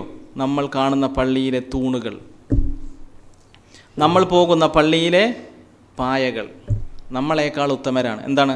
നമ്മൾ പള്ളിയിൽ ആകെ 5 മിനിറ്റേ പോകണുള്ളൂ, ഇത് 24 മണിക്കൂറും പള്ളിയിലാണ്. നമുക്ക് ഹൃദയ സാന്നിധ്യം ഇല്ല, അവക്കും ഹൃദയ സാന്നിധ്യം ഇല്ല, പിന്നെന്താ വ്യത്യാസം? പള്ളിയിലെ തൂണുകൾക്കും ഹൃദയ സാന്നിധ്യമില്ല, നമുക്കും ഹൃദയ സാന്നിധ്യമില്ല. അപ്പോൾ ഒരു തൂണ് പോയി നിൽക്കുന്നത് പോലെ ഞാൻ പോയി നിന്നു തിരിച്ചു വന്നു, ഞാനാകെ 5 മിനിറ്റ്, ആ തൂണോ 24 മണിക്കൂർ. ഞാനാണോ തൂണാണോ വലുത്? തൂണല്ലേ? ഹൃദയ സാന്നിധ്യമില്ല എങ്കിൽ ഒരു സാധനം, ഒരു ഫിസിക്കൽ ബോഡി അവിടെ പോയിട്ട് എന്താ കാര്യം? ഹൃദയമാണ് പോകേണ്ടത്. ഇസ്ലാം മനുഷ്യനോട് സംസാരിക്കുന്നത് ഹൃദയത്തിൻ്റെ ഭാഷയാണ്, അത് മനസ്സിലാക്കിക്കോ. ഇസ്ലാം നമ്മോട് സംസാരിക്കുന്നത് നമ്മുടെ ഹൃദയത്തിൻ്റെ ഭാഷയാണ്. അതല്ലാതെ നമ്മൾ കുറേ കർമ്മങ്ങൾ ഇങ്ങനെ ചെയ്ത് കൂട്ടി ഉഹദ് മലയുടെ വലുപ്പത്തോളം കർമ്മങ്ങൾ ഇങ്ങനെ കൂട്ടുക, ഒന്നിനും ഹൃദയ സാന്നിധ്യമില്ല, ഒന്നും ഹൃദയം തട്ടിയിട്ടുള്ളതല്ല എങ്കിൽ ഊതിയാൽ ധൂളികളായിട്ട് പറന്നു പോകുന്ന വെറും ധൂളികളായി മാറും അവ അള്ളാഹുവിൻ്റെ അടുക്കൽ. എന്തേ കാരണം? ഹൃദയമില്ല. ഹൃദയം ആണ് യഥാർത്ഥത്തിൽ ഏത് കർമ്മത്തിൻ്റെയും ആത്മാവ്. ആത്മാവില്ലാത്തൊരു സാധനം എങ്ങനെയാണ്? നമസ്കാരത്തെക്കുറിച്ച് മുൻകാല പണ്ഡിതന്മാരൊക്കെ പറഞ്ഞിട്ടുള്ളത്, നമസ്കാരം എന്ന് പറഞ്ഞാൽ അത് ഒരു രാജാവിന് നമ്മൾ കാഴ്ചവെക്കുന്ന ഒരു പെൺകുട്ടിയെ പോലെയാണ്. പണ്ട് കാലത്ത് രാജാക്കന്മാർക്ക് ആളുകൾ പെൺകുട്ടികളെ കാഴ്ചവെക്കും, ഇത് നിങ്ങൾക്ക് എന്ന് പറഞ്ഞിട്ട് രാജാവിന് കൊണ്ടുപോയി കാഴ്ചവെക്കും. അതുപോലെയാണ്. എങ്ങനെയായിരിക്കും ഒരു രാജാവിന് കണ്ണുപൊട്ടിയായ, ഒരു കാല് മുടന്തിയായ, ഒരു കാണാൻ തീരെ ചൊറുക്കില്ലാത്ത, മുടിയില്ലാത്ത, അങ്ങനെ വികൃത രൂപമുള്ള ഒരു പെൺകുട്ടിയെ കൊണ്ട് രാജാവേ ഇതാ സന്തോഷപൂർവ്വം സ്വീകരിച്ചാലും എന്ന് പറഞ്ഞാൽ രാജാവ് ഉടനെ വാളെടുത്തിട്ട് നമ്മളെ പീസാക്കൂലേ? എന്താണ്? ഒരു സമ്മാനം തരുന്ന സാധനത്തിൻ്റെ കോലായി കാണണമെന്ന് ചോദിക്കൂലേ? അതേപോലെ നാം അള്ളാഹുവിന് സമർപ്പിക്കുന്ന ഒരു വലിയ സമ്മാനമാകുന്നു നമസ്കാരം. അതിനാൽ ആ നമസ്കാരം റൂഹില്ലാത്തതാണ് എങ്കിൽ, കയ്യും കാലും ഇല്ലാത്തതാണ് എങ്കിൽ, മുടന്തുള്ളതാണെങ്കിൽ എങ്ങനെ അള്ളാഹു തആല സ്വീകരിക്കുമെന്ന് പണ്ഡിതന്മാർ ചോദിക്കുന്നു. അതിനാൽ പരിപൂർണമായ ആത്മാവ് നിറഞ്ഞ ഒരു വസ്തുവായിട്ടായിരിക്കണം അള്ളാഹു തആലയുടെ മുന്നിൽ നാം എന്ത് ചെയ്യേണ്ടത്? നമസ്കാരം സമർപ്പിക്കേണ്ടത്. ഏകദേശം 1 മണിക്കൂറായി. ഒന്ന് എഴുന്നേറ്റിട്ട് ഇരിക്കണമെങ്കിൽ എഴുന്നേറ്റിരുന്നോ? വെറുതെ ഒന്ന് എഴുന്നേറ്റിട്ട് ഇരുന്നോ?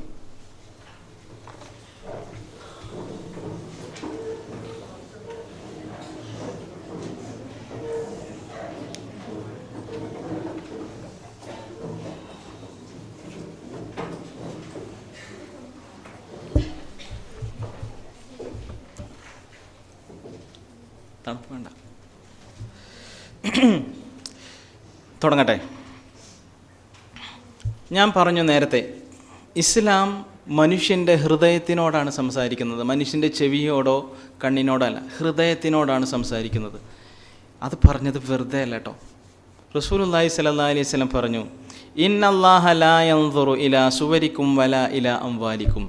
അള്ളാഹു നോക്കുന്നത് നിങ്ങളുടെ രൂപത്തിലേക്കോ ഭാവത്തിലേക്കോ നിങ്ങളുടെ സമ്പത്തിലേക്കോ അല്ല. അള്ളാഹ് നോക്കുക, നിങ്ങൾ നമസ്കരിക്കാൻ പോയി നിന്നാൽ, നിങ്ങൾ ജീവിക്കുമ്പോൾ അള്ളാഹ് നോക്കുന്ന അവൻ ഇന്ന് എന്ത് ഡ്രസ്സായിട്ടിരിക്കുന്നതെന്നാ, അവൻ്റെ കോലം, അവൻ്റെ ശരീരം, അവൻ്റെ ഭംഗി, അതല്ല. അള്ളാഹു നോക്കുന്നത്, നമസ്കരിക്കാൻ പോയി നിന്നാൽ പോലും അള്ളാഹു തആല നോക്കുന്നത് വലാകിൻ യൻദുറു ഇലാ ഖുലൂബിക്കും, നിങ്ങളുടെ ഹൃദയത്തിലേക്ക്. അപ്പോൾ നമസ്കരിക്കാൻ നിൽക്കുമ്പോൾ ഇവിടേക്കാണ് നോട്ടം വരിക അള്ളാഹുവിൻ്റെ. ഇത് എവിടെയാണ്? ഇത് വീട്ടിലെ അടുക്കളയിലായിരിക്കും, അല്ലെങ്കിലോ ജോലി സ്ഥലത്തായിരിക്കും. ഞാൻ അതിനെപ്പറ്റി വിശദീകരിക്കേണ്ട ആവശ്യമുണ്ടോ? ഈ സാധനം അവിടെ ഇല്ല. നമസ്കരിക്കുന്ന സ്ഥലത്ത് ഇതില്ല. നമസ്കരിക്കുന്ന സ്ഥലത്ത് നമ്മുടെ ശരീരമുള്ളൂ. ശരീരത്തേക്കോട്ട് അള്ളാഹ് നോക്കൂല. റസൂലുള്ളാഹി സ്വല്ലല്ലാഹി അലൈഹി വസല്ലം പറഞ്ഞതാണ്, ഇന്നല്ലാഹ ലാ യൻദുറു എന്ന് പറഞ്ഞാൽ അള്ളാഹ് നോക്കില്ല. എവിടേക്ക്? ഇലാ സുവരിക്കും, നിങ്ങളുടെ രൂപത്തിലേക്ക്. നോക്കുക എവിടേക്കാണ്? ഹൃദയത്തിലേക്ക്. ആ ഹൃദയം ഇവിടെ ഇല്ല എങ്കിൽ പിന്നെ നമസ്കരിച്ചിട്ടില്ല. പോകലല്ല നമസ്കാരം, ഹൃദയം പോകലാണ്. ഹൃദയം അവിടെ ചെന്ന് നിൽക്കലാണ് നമസ്കാരം. അപ്പോൾ അല്ലാഹു തആല അവിടേക്കാണ് നോക്കുക. പരിശുദ്ധ ഖുർആൻ സൂറത്തുൽ മുഅ്മിനൂൻ പല ആളുകളും വായിച്ചിട്ടുണ്ടാവുമല്ലോ, അല്ലേ? ആ സൂറത്ത് തുടങ്ങുന്നത് തന്നെ ഖദ് അഫ്ലഹൽ മുഅ്മിനൂൻ, സത്യവിശ്വാസികൾ ഉറപ്പായും വിജയിച്ചിരിക്കുന്നു. സത്യവിശ്വാസികൾ ഉറപ്പായിട്ടും വിജയിച്ചു, അവർക്ക് പരാജയമേ ഇല്ല. ആരാണവർ? അല്ലദീന ഹും ഫീ സ്വലാത്തിഹിം ഖാശിഊൻ, നമസ്കാരത്തിൽ ഖുശൂ ഉള്ളവരായിരിക്കും അവർ. നമസ്കാരത്തിൽ ഹൃദയം അവിടെയായിരിക്കും. പള്ളിയിലാണ് നമസ്കരിക്കുന്നതിൽ പള്ളിയിലായിരിക്കും അവരുടെ ഹൃദയം, വീട്ടിലാണെങ്കിൽ വീട്ടിലായിരിക്കും, നമസ്കരിക്കുന്ന സ്ഥലത്തായിരിക്കും അവരുടെ ഹൃദയം. റസൂലുള്ളാഹി സ്വല്ലല്ലാഹി അലൈഹി വസല്ലം ഒരിക്കൽ പറഞ്ഞു, ഇന്നർ റജുല ലയുസല്ലി, ഒരു മനുഷ്യൻ ഇങ്ങനെ നമസ്കരിക്കും. കുറേ ആളുകൾ ഇങ്ങനെ നമസ്കരിച്ച് കൂട്ടുന്നുണ്ട്. പള്ളിയിലേക്ക് പോയാൽ 4 റക്അത്താകട്ടെ 8 റക്അത്താകട്ടെ ഇങ്ങനെ നമസ്കരിച്ച് കൂട്ടുന്നുണ്ട്. ഒരുപാട് നമസ്കാരം നമ്മൾ തന്നെ എണ്ണാൻ പറ്റുമോ? ജീവിതത്തിൽ എത്ര വഖത്ത് നമസ്കരിച്ചെന്ന് എണ്ണാൻ പറ്റുമോ? ഇല്ല. ഇന്നർ റജുല ലയുസല്ലി, മനുഷ്യന്മാരിങ്ങനെ നമസ്കരിച്ചുകൊണ്ടിരിക്കുന്നുണ്ട്. പക്ഷേ മാലഹു മിൻഹ, ആ നമസ്കരിച്ച് കൂട്ടിയ ഒരു പക്ഷേ ഹിമാലയം പർവ്വതം പോലെ വളർന്ന് അത്രയും വലുപ്പമുള്ള നമസ്കാരങ്ങൾ നിസ്കരിച്ചിട്ടുണ്ടാവും. മാലഹു മിൻഹ, പക്ഷെ ആ നമസ്കാരത്തിൽ നിന്നും അവനക്ക് തിരിച്ചു കിട്ടില്ല. നമസ്കാരത്തിൽ നിന്ന് അവനക്ക് തിരിച്ചു കിട്ടില്ല പരലോകത്ത്. ഇല്ല ഉശ്റുഹ, അവൻ നമസ്കരിച്ചതിൻ്റെ 10% മാത്രം. 10% മാത്രമേ തിരിച്ചു കിട്ടൂ. ബാക്കി 90% പോക്കായിരിക്കും. 10% എന്ന് പറഞ്ഞു കഴിഞ്ഞാൽ 10% തിരിച്ചു കിട്ടൂ, ബാക്കി ഒന്നും ഉണ്ടാവില്ല. തുസ്ഉഹ, അല്ലെങ്കിൽ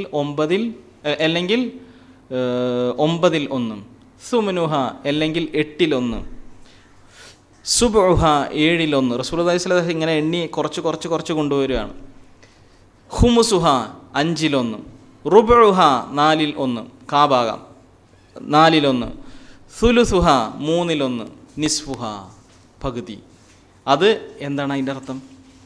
ഖുശൂ കൂടുന്നതിനനുസരിച്ച് നമസ്കാരം ഇങ്ങനെ കൂടുതൽ കിട്ടിക്കൊണ്ടിരിക്കും. ഖുശൂ ഇല്ലെങ്കിലോ 0 ആയിരിക്കും കിട്ടുക എന്ന് മനസ്സിലായില്ലേ? 0 ആയിരിക്കും കിട്ടുക. 10% ചിലപ്പോൾ കിട്ടുകയുള്ളൂ ഖുശൂഇന് അനുസരിച്ച് എന്ന് റസൂലുള്ളാഹി സ്വല്ലല്ലാഹി അലൈഹി വസല്ലം പറഞ്ഞു.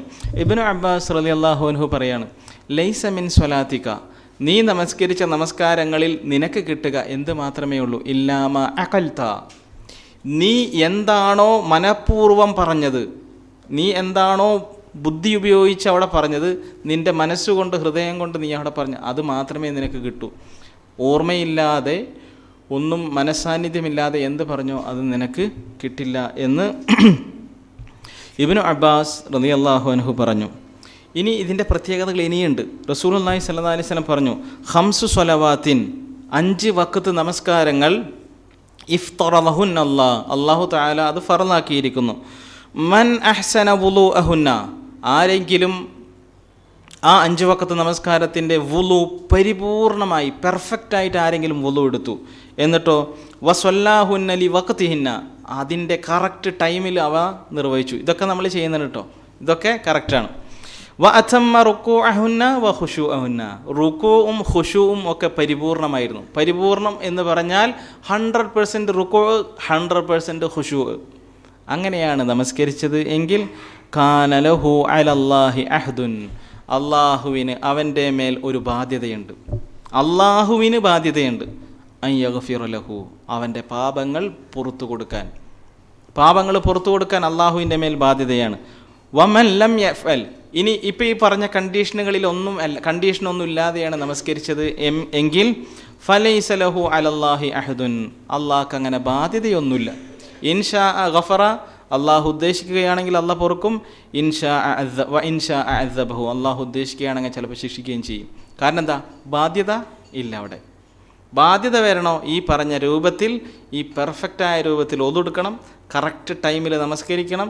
പിന്നെ റുക്കൂ എന്ന് പറഞ്ഞു കഴിഞ്ഞാൽ, റുക്കൂ എന്നതുകൊണ്ട് അവിടെ ഉദ്ദേശിച്ചത് അതിൻ്റെ ഫിസിക്കലായിട്ടുള്ള എല്ലാ ആക്ഷനുകളും പെർഫെക്റ്റ്. പിന്നെ ഖുശൂ, മാനസികമായ ഹൃദയപരമായ കാര്യങ്ങൾ പെർഫെക്റ്റ്. ശാരീരികവും മാനസികവുമായത് പെർഫെക്റ്റ് 100% ആയിട്ട് ആരെങ്കിലും നമസ്കരിച്ചാൽ അള്ളാഹു പുറത്തു തരുമെന്ന് അള്ളാഹുവിൻ്റെ മീതെ എന്തുണ്ട്? ബാധ്യതയായി. അതല്ല എങ്കിൽ ബാധ്യതയില്ല. ചിലപ്പോൾ പുറത്തു തരും, ചിലപ്പോൾ പുറത്തു തരില്ല. ഇനി വേണമെങ്കിൽ നമുക്കൊരു എന്താ പറയുക, ഒരു മത്സരം വെക്കാവുന്ന ഒരു സംഗതിയാണ് റസൂലുള്ളാഹി സ്വല്ലല്ലാഹു അലൈഹി വസല്ലം പറഞ്ഞത്. എന്താണ്? മൻ തവല്ല. ഇനി ഇവിടെ ആരെങ്കിലും എനിക്കങ്ങനെ പറ്റുമെന്ന് വാദിക്കുമെങ്കിൽ അങ്ങനെ ചെയ്യാം. മൻ തവല്ല, റസൂലുള്ളാഹി സ്വല്ലല്ലാഹു അലൈഹി വസല്ലം പറഞ്ഞു, ആരെങ്കിലും വുളു എടുത്തു, എന്നിട്ടോ ഫഅഹ്സനൽ വുളുഅ, പെർഫെക്റ്റായിട്ട് വുളു എടുത്തു, അതെല്ലാവരും പറയും ഞങ്ങൾക്ക് പറ്റുമെന്ന്. എന്നിട്ടോ സുമ്മ സ്വല്ല റകഅതൈനി, എന്നിട്ട് 2 റകഅത്ത് നമസ്കരിച്ചാൽ മതി. വുളു എടുത്തിട്ട് 2 റകഅത്ത് നല്ല പെർഫെക്റ്റായിട്ട് വുളു എടുക്കുക, എന്നിട്ട് 2 റകഅത്ത് നമസ്കരിക്കുക. യുഖ്ബിലു അലൈഹിമ ബിഖൽബിഹി, ആ നമസ്കാരത്തിൽ ഹൃദയം കൊണ്ടായിരിക്കണം മുഖാമുഖം നടത്തേണ്ടത്, ഹൃദയം കൊണ്ട്. എന്ന് പറഞ്ഞു കഴിഞ്ഞാൽ ലാ യുഹദ്ദിസു ഫീഹിമാ നഫ്സഹു, സ്വന്തം മനസ്സിനോട് ഒരു വാക്ക് പോലും മിണ്ടാതെ, മനസ്സിൽ ഒരു വാക്ക് പോലും മനസ്സിനോട് സംസാരിക്കാതെ, മനസ്സിനോട് സംസാരിക്കാന്നാണ് മനസ്സിലായില്ലേ, ഒന്നും ഓർക്കാതെ ഒരു വാക്ക് പോലും. നമ്മൾ നമസ്കരിക്കാൻ നിന്നാൽ ഒരുപാട് ഡയലോഗുകൾ ഇങ്ങനെ മനസ്സിൽ വരും. നമ്മൾ കേട്ടതും കേൾക്കാത്തതും കേൾക്കാൻ പോകുന്നതുമായ ഒരുപാട് കാര്യങ്ങൾ ഇങ്ങനെ വരും. മനസ്സിൻ്റെ പ്രത്യേകത അതാണ്. അതിങ്ങനെ പുറത്തേക്ക് ഇങ്ങനെ ഫ്ലഷ് ഔട്ട് ചെയ്തുകൊണ്ടിരിക്കും ഓരോ സംഗതി. അതൊന്നുമില്ലാതെ ലാ യുഹദ്ദിസു ഫീഹിമാ നഫ്സഹു, സ്വന്തം മനസ്സിനോട് ഒരു അക്ഷരം പോലും ഉരിയാടാതെ 2 റകഅത്ത് മതി നമസ്കരിക്കൂ. അങ്ങനെ നമസ്കരിച്ചാൽ ഗുഫിറ ലഹു മാ തഖദ്ദമ മിൻ ദംബിഹി, അവൻ ചെയ്ത പാപങ്ങൾ മുഴുവനും പൊറുക്കപ്പെടും. 2 റകഅത്ത്. സൂറത്തുൽ കാഫിറൂൻ ഓതിക്കോ, സൂറത്തുൽ ഇഖ്ലാസ് ഓതിക്കോ. എത്ര സമയം ഉണ്ടാവും? 5 മിനിറ്റ്. 5 മിനിറ്റ് സ്വന്തം ഹൃദയത്തോട്, സ്വന്തം മനസ്സിനോട് സംസാരിക്കാതെ വേറൊരു സ്ഥലത്തേക്കും നിങ്ങൾ ഇന്ന് പോയിട്ട് ട്രൈ ചെയ്ത് നോക്ക്. ഞാൻ 100% ഉറപ്പ് പറയാം, സംഭവിക്കില്ല. ഇന്ന് പോയിട്ട് രാത്രി പോയിട്ട് നിങ്ങൾ 2 റകഅത്ത് ഒരു അക്ഷരം പോലും നിങ്ങൾ സംസാരിക്കരുത്, ഒരു വാക്ക് പോലും നിങ്ങളുടെ മനസ്സിനോട് സംസാരിക്കാതെ വെറും ഹൃദയം കൊണ്ട് അള്ളാഹുവിനോട് മാത്രം സംസാരിക്കുക. അപ്പോൾ ഉസ്താദ് പറഞ്ഞത് എന്ന മനസ്സിൽ ഇപ്പോൾ വരും ഉസ്താദ് പറഞ്ഞത്, അത് ഹൃദയത്തിനോടുള്ള, അത് മനസ്സിനോടുള്ള സംസാരമാണ്. അങ്ങനെ പല സംസാരങ്ങളും വരും മനസ്സിൽ. അതൊന്നുമില്ലാതെ 100% പ്യുവറായി അള്ളാഹുവിനോട് മാത്രം, കൽബ് കൊണ്ട് മാത്രം സംസാരിക്കുക. ഇതൊരു ചാലഞ്ചായിട്ട് എടുക്കുക. അങ്ങനെ ആരെങ്കിലും ചെയ്താൽ ഗുഫിറ ലഹു മാ തഖദ്ദമ മിൻ ദംബിഹി, അവൻ്റെ പാപങ്ങൾ പൊറുക്കപ്പെടും, എല്ലാ പാപങ്ങളും. വേറൊരു റിവായത്തിൽ പറയുന്നു ഇല്ലാ വജബത്ത് ലഹുൽ ജന്ന, അവന് സ്വർഗം ഉറപ്പാണ്. അങ്ങനെ 2 റകഅത്ത് നമസ്കരിച്ചാൽ സ്വർഗം. ഇത്രയും പ്രാധാന്യമാണെന്ന് മനസ്സിലായില്ലേ ഇതിൽ നിന്ന്? ഇത്രയും സ്വർഗം ഉറപ്പായിട്ട് റസൂലുള്ളാഹി സ്വല്ലല്ലാഹി അലൈഹി വസല്ലം എഴുതി ഗ്യാരണ്ടി തരുമെങ്കിൽ അത് അത്രയും പ്രാധാന്യമുള്ളതാണ്. എന്ത്? ഹൃദയ സാന്നിധ്യം എന്ന് മനസ്സിലാക്കുക. ശരി, കുറേ ആയി പ്രസംഗിക്കുന്നു ഹൃദയ സാന്നിധ്യം. ഇതെങ്ങനെ ഉണ്ടാക്കും? അതിന് കുറച്ച് ടിപ്സുകൾ തരാം. അത് ഹൃദയം കൊണ്ട് കേട്ടാൽ മതി, എഴുതിയെടുക്കണ്ട. കാരണം എഴുതിയെടുത്താൽ സംഭവിക്കാൻ പോകുന്നത് ഞാൻ പറഞ്ഞുതരാം. നിങ്ങൾ എഴുതിയെടുക്കും, വീട്ടിൽ പോയിട്ട് കരുതും ഇൻഷാ അല്ലാ ഇനി എഴുതിയതനുസരിച്ചൊക്കെ ഒന്ന് നമസ്കരിച്ച് നോക്കണമെന്ന്. 2 കൊല്ലം കഴിഞ്ഞാലും നിങ്ങളങ്ങനെ നമസ്കരിക്കില്ല. കാരണം എന്താ, അതവിടെ റെക്കോർഡഡ് ആണല്ലോ. ഇൻഷാ അല്ലാ ഒരു ദിവസം അങ്ങനെ നമസ്കരിക്കണമെന്ന് കരുതും. അതിനാൽ ഹൃദയം കൊണ്ട് കേൾക്കുക എന്താണ് ചെയ്യേണ്ടത്. റസൂലുള്ളാഹി സ്വല്ലല്ലാഹു അലൈഹി വസല്ലം ഒരുപാട് ഭൗതികമായിട്ടുള്ള, അതായത് ഫിസിക്കലായിട്ടുള്ള ഒരുപാട് കാര്യങ്ങൾ പറഞ്ഞിട്ടുണ്ട്. അത് ചെയ്യുമ്പോൾ ഇത് ചെയ്യാൻ പാടില്ല, അത് ചെയ്യുമ്പോൾ നിസ്കരിക്കാൻ പാടില്ല, അത് ചെയ്യുമ്പോൾ നിസ്കരിക്കാൻ പാടില്ല, നിസ്കരിക്കുമ്പോൾ അത് ചെയ്യാൻ പാടില്ല. അതൊക്കെ എന്തുകൊണ്ട് അങ്ങനെ പറഞ്ഞു? ആ പറഞ്ഞതിൻ്റെ പിന്നിലെ രഹസ്യം നമുക്ക് മനസ്സിലാകുന്നത് നമ്മുടെ ഹൃദയ സാന്നിധ്യം ഇല്ലാതായി പോകും എന്നതിനാലാണ്. ഹൃദയ സാന്നിധ്യം നഷ്ടപ്പെട്ടു പോകും എന്നതിനാലാണ് റസൂലുള്ളാഹി സ്വല്ലല്ലാഹു അലൈഹി വസല്ലം അത് ചെയ്യരുത് എന്ന് നമസ്കരിക്കുമ്പോൾ പറഞ്ഞിട്ടുള്ളത്. അതിൽപ്പെട്ട കുറേ കാര്യങ്ങളാണ്, ഒരു 10 കാര്യങ്ങളാണ് പറയുന്നത്. ഒന്നാമത്തേത്, നമസ്കരിക്കാൻ നിൽക്കുമ്പോൾ നമ്മെ ശ്രദ്ധ തെറ്റിക്കുന്ന വസ്തുക്കൾ മുന്നിലുണ്ടാകാൻ പാടില്ല. ഉദാഹരണമായിട്ട് ടി വി ഓൺ ചെയ്ത് വെച്ചിട്ടാണ് അതിൻ്റെ പിന്നിലാണ് നമസ്കരിക്കുന്നത് എങ്കിൽ ടി വിയിൽ പെട്ടെന്ന് സീരിയലിൽ നായകൻ കൊല്ലും. അങ്ങനെ എന്തെങ്കിലുമൊക്കെ സംഭവിക്കും സീരിയലിൽ. എന്താ സംഭവിക്കാമെന്ന് സംവിധായകന് പോലും അറിയാത്ത കാലമാണ്. അപ്പോൾ നമ്മളുടെ ശ്രദ്ധ അങ്ങോട്ടേക്കായി പോകും. അപ്പോൾ നമസ്കാരത്തിൽ നിന്ന് നമ്മുടെ ശ്രദ്ധ തെറ്റിക്കുന്ന ഒരു സാധനം നമ്മുടെ മുന്നിൽ ഉണ്ടാകാൻ പാടില്ല. റസൂലുള്ളാഹി സ്വല്ലല്ലാഹു അലൈഹി വസല്ലം അത് പറഞ്ഞിട്ടുണ്ട്. എന്താ പറഞ്ഞത്? ഡ്രസ്സിൽ, നമ്മൾ നമസ്കരിക്കുന്ന വസ്ത്രത്തിൽ ചിത്രപ്പണികൾ, വരകൾ ഒന്നും പാടില്ല എന്നും. അതെന്തേ കാരണം? ഞാൻ നമസ്കരിക്കുകയാണെങ്കിൽ എൻ്റെ പിന്നിലത്തെ ആളുടെ ശ്രദ്ധ എൻ്റെ ഷർട്ടിന്മേൽക്ക്, എൻ്റെ ഡ്രസ്സിന്മേൽക്ക് വരും. ചിത്രപ്പണികളുണ്ടെങ്കിൽ, കാരണം വേറെ ഒന്നും ഓർക്കാനില്ല. അപ്പോൾ ഈ ചിത്രങ്ങൾ ചിലപ്പോൾ പാമ്പുകളായിട്ട് മാറി ഇങ്ങനെ പോയി ഒരുപാട് വലിയ ഡിസൈനൊക്കെ ആയി മാറും. നമ്മൾ കാണാത്ത കാർമേഘ കൂട്ടങ്ങൾക്കുള്ളിൽ നിന്ന് ഒരാളിങ്ങനെ എത്തി നോക്കുന്നതൊക്കെ അങ്ങനെയൊക്കെ തോന്നും. അത് തോന്നിപ്പിക്കാൻ വേറൊരാൾ പിന്നിൽ നിൽക്കണമുണ്ട്. അപ്പോൾ എല്ലാതും തോന്നും. നമ്മൾ കാണാത്ത ഡിസൈനുകളൊക്കെ ചിലപ്പോൾ ഈ ചെമ്മരുമ കാണും നമ്മൾ നമസ്കരിക്കുമ്പോൾ. എന്നിട്ട് വേണമെങ്കിൽ നമസ്കരിച്ചതിന് ശേഷം അങ്ങനെ ഒരു സാധനം അമ്മലുണ്ടോ എന്നൊക്കെ നോക്കേണ്ടി വരും. എന്ന് പറഞ്ഞു കഴിഞ്ഞാൽ ഒരു വലിയ മലേൻ്റെ മേലെ നിന്ന് ഒരുപാട് ആൾക്കാർ ചാടുന്നതായിട്ട് ഇങ്ങനെ തോന്നും. വെറുതെ ഡിസൈനാണ്, മാർബിളിൻ്റെ ഡിസൈനായിരിക്കും, പക്ഷേ അതങ്ങനെ തോന്നും നമസ്കരിക്കാൻ നിൽക്കുമ്പോൾ. അതൊക്കെ ശ്രദ്ധിക്കണം. നമ്മളുടെ ശ്രദ്ധ തെറ്റിക്കുന്ന കാര്യങ്ങൾ ചെയ്യാൻ പാടില്ല. റസൂലുള്ളാഹി സ്വല്ലല്ലാഹു അലൈഹി വസല്ലം ഒരിക്കൽ നമസ്കരിക്കുമ്പോൾ അദ്ദേഹത്തിൻ്റെ മുന്നിൽ ഒരു കർട്ടൻ ഉണ്ടായിരുന്നു. ആ കർട്ടൻ നമസ്കരിച്ച ഉടനെ ആയിഷ റളിയല്ലാഹു അൻഹയെ റസൂലുള്ളാഹി സ്വല്ലല്ലാഹു അലൈഹി വസല്ലം പറഞ്ഞു ആ കർട്ടൻ എടുത്ത് മാറ്റാൻ പറഞ്ഞു. ഇന്നഹ ഖദ് അൽഹത്നി മിൻ സ്വലാത്തി, എൻ്റെ നമസ്കാരത്തിൽ അതെന്നെ അശ്രദ്ധനാക്കിയെന്ന്. റസൂലുള്ളാഹി സ്വല്ലല്ലാഹു അലൈഹി വസല്ലമയെ അശ്രദ്ധനാക്കിയെന്ന് കർട്ടൻ. എങ്കിൽ നമ്മുടെ കാര്യമോ? നമ്മൾ തീരെ മനസ്സാന്നിധ്യം ഇല്ലാത്തവരാണ്. അതും ഇല്ലാത്ത ആളുകൾ ഈ സാധനം കൂടിയും വെച്ച് കഴിഞ്ഞാൽ മനസ്സാന്നിധ്യം പിന്നെ വരുമോ? ഇല്ല. അതിനാൽ അങ്ങനെ മുന്നിൽ നമ്മുടെ നാം നമസ്കരിക്കുന്നതിൻ്റെ മുന്നിൽ അങ്ങനെ നമ്മുടെ ശ്രദ്ധ തെറ്റിക്കുന്ന ഒന്നും ഉണ്ടാകാൻ പാടില്ല. അതൊക്കെ എടുത്ത് മാറ്റണം. മൂന്നാമത്തേത്, ഭക്ഷണം റെഡി ആയിട്ടുണ്ടെങ്കിൽ പിന്നെ നമസ്കരിക്കാൻ പോകാൻ പാടില്ല. എന്താണ് ആ പറഞ്ഞതിൻ്റെ ഹിക്മത്ത്? എന്താണ്? ഹൃദയ സാന്നിധ്യം കിട്ടില്ല, ഉറപ്പാണ്. കാരണം വിശപ്പുണ്ട്, ഭക്ഷണം നല്ലോണം കഴിക്കാൻ ആഗ്രഹമുണ്ട്, ഭക്ഷണമാണെങ്കിൽ റെഡിയുമാണ്. ഈ മനുഷ്യന് ഹൃദയ സാന്നിധ്യം കിട്ടുമോ? ഇല്ല, ഉറപ്പാണ്. ഹൃദയ സാന്നിധ്യം കിട്ടില്ല.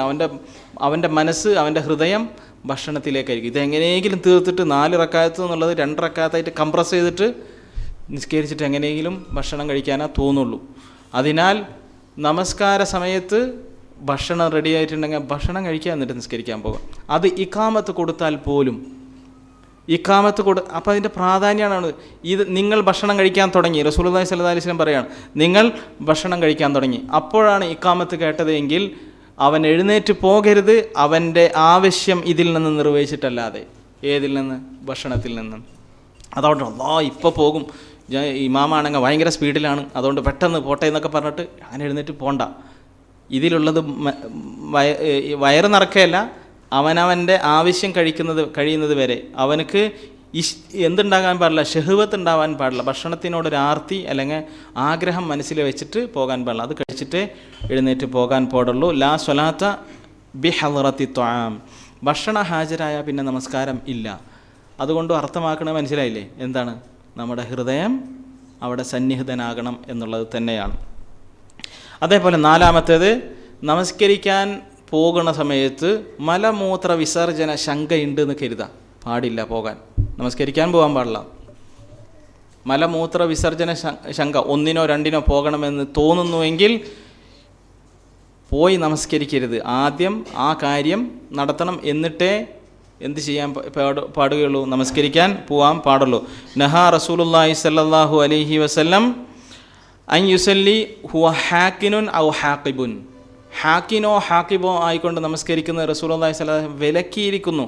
അതായത് ഒന്നിനും രണ്ടിനുമുള്ള ശങ്കയുണ്ടെങ്കിൽ പോയി നമസ്കരിക്കരുത്. അത് കഴിഞ്ഞ് സമാധാനപൂർവം പോയിട്ട് നമസ്കരിക്കുക, എന്നാലേ ഹൃദയം അവിടെ ഉണ്ടാവൂ. അതേപോലെ അഞ്ചാമത്തേത്, ഉറക്കം വരുന്നുണ്ട് എങ്കിൽ നമസ്കരിക്കരുത്.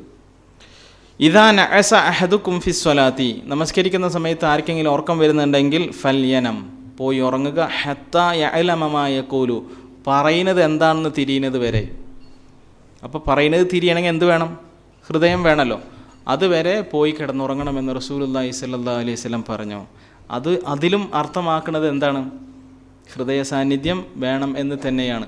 എന്ന് കരുതി ഒരിക്കലും ഉറക്കം തീരാത്ത ആൾ എനിക്ക് എത്ര ഉറങ്ങിയാലും മതിയാവണില്ല, അതുകൊണ്ട് നിസ്കരിക്കാതിരിക്കാൻ പറ്റുമോ? അത് പറ്റില്ല. നിസ്കരിക്കാൻ നിൽക്കുന്ന സമയത്ത് ആടിപ്പോകുമെന്ന് ഉറപ്പാണ്, പറയുന്നത് എന്താണെന്ന് മനസ്സിലാവില്ല എന്ന് ഉറപ്പാണ്. അങ്ങനെയാണെങ്കിൽ എന്ത് ചെയ്യണം, അത് തിരിയുന്നത് വരെ, അങ്ങനെ ഒരു സ്റ്റേജിലേക്ക് എത്തുന്നത് വരെ പോയി കിടന്നുറങ്ങിയിട്ട് വന്ന് നമസ്കരിക്കണം. അതല്ലാതെ നമസ്കരിച്ചിട്ട് കാര്യമില്ല. വെറുതെ ഫിസിക്കൽ ആക്ഷൻ അല്ല അല്ലാഹു തആല നമസ്കാരം കൊണ്ട് നമ്മിൽ നിന്ന് ഉദ്ദേശിക്കുന്നത്. അതേപോലെ ആറാമത്തേത്, വർത്തമാനം പറഞ്ഞുകൊണ്ടിരിക്കുന്ന ആളുടെ പിന്നിൽ നിന്ന്, അല്ലെങ്കിൽ ഉറങ്ങിക്കൊണ്ടിരിക്കുന്ന ആളുടെ പിന്നിൽ നിന്നുകൊണ്ട് നമസ്കരിക്കാൻ പാടില്ല. വർത്തമാനം പറഞ്ഞുകൊണ്ടിരിക്കുന്ന ആളുടെ വർത്തമാനത്തിലേക്ക് നമ്മുടെ ശ്രദ്ധ പോകും. അവർ ചിലപ്പോൾ ആയിഷക്കുട്ടിനെ കുറിച്ചുള്ള കുറ്റമായിരിക്കും പറയേണ്ടത്, അതും എനിക്കൊന്ന് കേൾക്കണം എന്ന് ചിലപ്പോൾ നമ്മുടെ ചെവി കൂർപ്പിച്ച് പോകും. നമ്മളിതുവരെ കേട്ടിട്ടില്ലാത്ത ഒരുപാട് പരദൂഷണങ്ങളുടെ കഥയായിരിക്കും അവർ പറയുന്നത്. അല്ലെങ്കിൽ എന്തെങ്കിലും നാം കേട്ടതോ കേൾക്കാത്തതോ, നാം കേട്ട സംഗതി തന്നെ ചിലപ്പോൾ വേറെ റിവായത്ത് പ്രകാരമായിരിക്കും പറയുന്നത്. അപ്പോൾ അതങ്ങനെയല്ലല്ലോ ഇങ്ങനെയാണെന്നൊക്കെ നമ്മുടെ ശ്രദ്ധ അതിലേക്ക് പോകും. അതിനാൽ വർത്തമാനം പറയുന്നവരെ പിന്നിലിരുന്നു കൊണ്ട് നമസ്കരിക്കരുത്. അതേപോലെ ഉറങ്ങിക്കിടക്കുന്നവരുടെ പിന്നിൽ നിന്ന് നമസ്കരിച്ചാൽ ഒരു പക്ഷേ അവർ ഉറക്കത്തിലാണല്ലോ, അവർക്ക് ബോധമില്ലല്ലോ, അവരൊരു പക്ഷേ അവരുടെ ഔറത്ത് വെളിവാകുമ്പോൾ നമ്മൾ ചിലപ്പോൾ നോക്കിപ്പോകും. അപ്പോൾ നമ്മുടെ ശ്രദ്ധ തെറ്റും. അതിനാൽ ഉറങ്ങുന്നവരുടെയും വർത്തമാനം പറയുന്നവരുടെയും പിന്നിൽ നിന്നുകൊണ്ട് നമസ്കരിക്കാൻ പാടില്ല. അതേപോലെ നമ്മൾ നോക്കുകയാണെങ്കിൽ നമുക്ക് മനസ്സിലാവും കേട്ടോ. അതായത് ചില ആളുകൾ എന്നല്ല, ഒരു 90% ആളുകളും ദുആ പറയുന്നത്, ദിക്റുകൾ പറയുന്നത് ഒരു തരം പറച്ചിലാണ്, അങ്ങനെയാണ് പറയുന്നത്. അതിങ്ങനെ ആ പ്രാർത്ഥന എങ്ങനെയെങ്കിലും അങ്ങോട്ട് പറഞ്ഞൊപ്പിക്കലാണ് യഥാർത്ഥത്തിൽ. തശ്വീഷ്, അങ്ങനെ ഉറക്കങ്ങനെ പറയും, ഒരു മൂളലിങ്ങനെ പുറത്തേക്ക് വരും. അങ്ങനെ ചെയ്യാൻ പാടില്ല എന്ന് റസൂലുള്ളാഹി സ്വല്ലല്ലാഹു അലൈഹി വസല്ലം പറഞ്ഞിട്ടുണ്ട്. എന്താ കാരണം, മറ്റുള്ള അടുത്തൊരാൾ നിന്ന് നമസ്കരിക്കുന്നുണ്ടെങ്കിൽ അദ്ദേഹത്തിനും എന്ത് സംഭവിക്കും, ഇത് ഡിസ്റ്റർബൻസ് ആവും ഈ പറയുന്നത്. അതേപോലെ ഇൻഷാ അല്ലാഹ് നമ്മൾ നമസ്കാരത്തിൻ്റെ ഉള്ളിലേക്ക് പോകുമ്പോൾ മനസ്സിലാവും, അങ്ങനെ പറഞ്ഞിട്ടൊന്നും കാര്യമില്ല എന്ന് മനസ്സിലാവും. പറയേണ്ടത് ഹൃദയം കൊണ്ടാണെന്ന് നമുക്ക് മനസ്സിലാവും. ഈ വായു കൊണ്ട് പറയുന്നതല്ല, വായു കൊണ്ട് പറയണം, പക്ഷേ വായു കൊണ്ട് പറയുന്നതല്ല കാര്യം, ഹൃദയമാണ് വേണ്ടത് എന്ന് മനസ്സിലാക്കുക. അതേപോലെ ശ്രദ്ധിക്കേണ്ടുന്ന 8ാമത്തെ കാര്യം, പരിശുദ്ധ ഖുർആൻ പാരായണം ചെയ്യുമല്ലോ നമസ്കാരത്തിൽ, അത് തെർത്തിൽ മുറത്തലായിട്ടായിരിക്കണം ഓതേണ്ടത്. അതായത് ശ്രവണസുന്ദരവും വളരെ സാവധാനവും. വളരെ സാവധാനം എന്ന് പറഞ്ഞാൽ തെർത്തിൽ എന്ന് പറഞ്ഞൊരു പരിധിയുണ്ട്. വളരെ സ്പീഡുമല്ല, വളരെ സാവധാനവുമല്ല, ഒരു മീഡിയം ലെവലിലേ ഓതാൻ പാടുള്ളൂ. കാരണം ഇപ്പോൾ ചില സൂറത്തുകളൊക്കെ നമ്മളോട് ഓതാൻ പറഞ്ഞു കഴിഞ്ഞാൽ സ്പീഡിലല്ലാതെ നമുക്ക് ഓതാൻ പറ്റില്ല. കാരണം നമ്മൾ അങ്ങനെ ശീലിച്ചിട്ടുള്ളത്, സാവധാനത്തിൽ ഓതിയാൽ തെറ്റും. ഇപ്പോൾ കുലിയായി വൽ കാഫിറൂൻ പതുക്കൊന്ന് ഓതിയെന്ന് പറഞ്ഞു കഴിഞ്ഞാൽ തെറ്റും എന്നുള്ള കാര്യം ഉറപ്പാണ്. കാരണം എന്താണ്, അതാ ഫ്ലോയിൽ അങ്ങോട്ട് പോയാലേ കിട്ടുള്ളൂ. അതിനാൽ തെർത്തീലോട് കൂടിയിട്ടായിരിക്കണം, എല്ലാ തജ്വീദ് നിയമങ്ങളും അനുസരിച്ച് മുറത്തിലായിട്ടായിരിക്കണം പരിശുദ്ധ ഖുർആൻ പാരായണം ചെയ്യേണ്ടത്. വളരെ സ്പീഡിൽ ഓതരുത്. ഇന്നിപ്പോൾ ളുഹർ നമസ്കരിക്കാൻ പോവാണല്ലോ, ളുഹർ നമസ്കരിക്കാൻ പോകുമ്പോൾ ചിലപ്പോൾ കുൽഹു അല്ലാഹു അഹദോ ഏതെങ്കിലും ചെറിയ സൂറത്തുകളായിരിക്കുമല്ലോ ഓതുന്നത്. ആ ചെറിയ സൂറത്തുകൾ സാവധാനം ഒന്ന് ഓതി നോക്ക്, വളരെ സാവധാനം. അതേപോലെ ഫാത്തിഹയും ഓതുമല്ലോ. റസൂലുള്ളാഹി സ്വല്ലല്ലാഹു അലൈഹി വസല്ലമയുടെ ഫാത്തിഹയെക്കുറിച്ച് ഉമ്മു സലമ റളിയല്ലാഹു അൻഹ നബി സല്ലല്ലാഹു അലൈഹി വസല്ലമയുടെ ഭാര്യയായിരുന്നു. ഉമ്മു സലമ റളിയല്ലാഹു അൻഹ പറയുന്നു, റസൂലുള്ളാഹി സ്വല്ലല്ലാഹു അലൈഹി വസല്ലമയുടെ ഓത്ത് ഫാത്തിഹ കാന യഖിഫു ഇൻദ കുല്ലി ആയ, ഓരോ ആയത്തുകൾ കഴിയുമ്പോഴും അവിടെ നിർത്തുമായിരുന്നു. അൽഹംദുലില്ലാഹി റബ്ബിൽ ആലമീൻ അർറഹ്മാനിർ റഹീം. അങ്ങനെയൊക്കെ ളുഹർ നിസ്കരിച്ചാൽ അരമണിക്കൂർ പിടിക്കൂലേ ഉസ്താദേ എന്ന് ചോദിക്കൂ. അങ്ങനെയാണ് നമസ്കരിക്കേണ്ടത്. അതായത് ഓരോ ആയത്തുകൾ നിർത്തി നിർത്തി നിർത്തി അങ്ങനെയാണ് റസൂലുള്ളാഹി സ്വല്ലല്ലാഹു അലൈഹി വസല്ലം നമസ്കരിച്ചത്. പിന്നെ നമുക്ക് നമസ്കരിക്കുന്നതുകൊണ്ട് എന്താ പ്രശ്നം? അങ്ങനെയല്ലേ റസൂലുള്ളാഹി സ്വല്ലല്ലാഹു അലൈഹി വസല്ലം നമസ്കരിച്ച മാതിരിയല്ല നമ്മൾ നമസ്കരിക്കേണ്ടത്. അപ്പോൾ ഓരോ സൂറത്തുകളാകട്ടെ പിന്നെ ഫാത്തിഹയാകട്ടെ ഒക്കെ നിർത്തി നിർത്തി നിർത്തി ഓതുക. 9-ാമത്തേത് ദിക്റും ദുആവും ഇതേപോലെ തന്നെ പതുക്കെ പറഞ്ഞാൽ മതി. അതിനൊന്നും കൂടി പഠിക്കേണ്ടി വരും. കാരണം ഇപ്പം പഠിച്ചതനുസരിച്ച് നമുക്ക് സ്ലോയിൽ പറയാൻ പറ്റില്ല. കാരണം എന്താ, ഇപ്പം നമ്മൾ സ്പീഡിൽ പറഞ്ഞ് ശീലിച്ചത് കൊണ്ട് സ്ലോയിൽ പറയണമെങ്കിൽ നോക്കി പഠിക്കേണ്ടി വരും.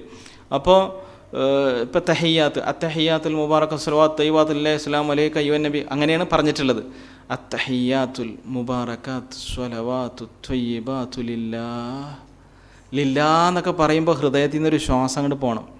അതെന്ത് പോകണം? അത് ഇൻഷാ അല്ലാഹ് തഹിയ്യാത്തിലേക്ക് എത്തുമ്പോൾ നമ്മൾ പറയാം. അങ്ങനെ ആ സ്റ്റേജിലേക്ക് നിങ്ങളെത്തിയാൽ നിങ്ങളുടെ ഹൃദയത്തിൽ നിന്നൊരു ശ്വാസം കൊണ്ട് പുറത്തേക്ക് പോകും. കാരണം അതിൻ്റെ പ്രത്യേകത അങ്ങനെയാണ്. ആ തഹിയ്യാത്തിൻ്റെ പ്രത്യേകത ഭയങ്കരമാണ്. അപ്പോൾ ആ ദുആകൾ, തഹിയ്യാത്തിന് ശേഷമുള്ള ദുആകൾ, ദിക്റുകൾ ഒക്കെ വളരെ സാവധാനം. റസൂലുള്ളാഹി സ്വല്ലല്ലാഹു അലൈഹി വസല്ലമയോ അള്ളാഹുവോ നിങ്ങളെല്ലാ ദുആയും പറയണമെന്ന് പറഞ്ഞിട്ടില്ല. 1-2 ദുആ മാത്രം മതി. പക്ഷെ ആ പറയുന്നത് എന്തായിരിക്കണം? ഹൃദയ സാന്നിധ്യത്തോടു കൂടി പറയണം. അപ്പോൾ അല്ലാഹു തആല നമ്മൾ ഏകദേശം ഒരു കോടിക്കണക്കിന് അള്ളാഹുവിനെ സുബ്ഹാനല്ലാഹ് എന്ന് പറഞ്ഞു എന്ന് വിചാരിക്കാം. സുബ്ഹാനല്ലാഹ്, അൽഹംദുലില്ലാഹ്, അല്ലാഹു അക്ബർ, വലാ ഇലാഹ ഇല്ലല്ലാഹ്, പിന്നെ വലാ ഹൗല വലാ ഖുവത ഇല്ലാ, 1 കോടി തവണ നമ്മൾ പറഞ്ഞു, കോടിക്കണക്കിന് തവണ നമ്മൾ പറഞ്ഞു. ഈ പറഞ്ഞതിൽ ഒന്നിലും ഹൃദയമുണ്ടായിരുന്നില്ല. ഹൃദയ സാന്നിധ്യം ഇല്ലാതെയാണ് നമ്മളിങ്ങനെ ബസ്സിൽ പോകുമ്പോൾ ഇങ്ങനെ സുബ്ഹാനല്ലാഹ് സുബ്ഹാനല്ലാഹ് എന്ന് പറഞ്ഞു. അവിടെ അപ്പുറപ്പുറത്തെ ആൾക്കാരൊക്കെ വർത്തമാനം പറഞ്ഞുകൊണ്ടും അപ്പോഴും ന്യൂസ് കണ്ടുകൊണ്ടിരിക്കുമ്പോഴും സുബ്ഹാനല്ലാഹ് സുബ്ഹാനല്ലാഹ് എന്ന് പറഞ്ഞു. ഹൃദയം ഇല്ലാതെയാണ് അള്ളാഹുവിനെ ദിക്ർ ചെയ്തത് എന്ന് കരുതുക. അങ്ങനെ 1 കോടി തവണ പറയുന്നതാണോ നിങ്ങൾക്കിഷ്ടം? അതല്ല ഹൃദയം തട്ടിക്കൊണ്ട് അൽഹംദുലില്ലാഹ് എന്ന് 1 തവണ പറയുന്നതാണോ നിങ്ങൾക്കിഷ്ടം?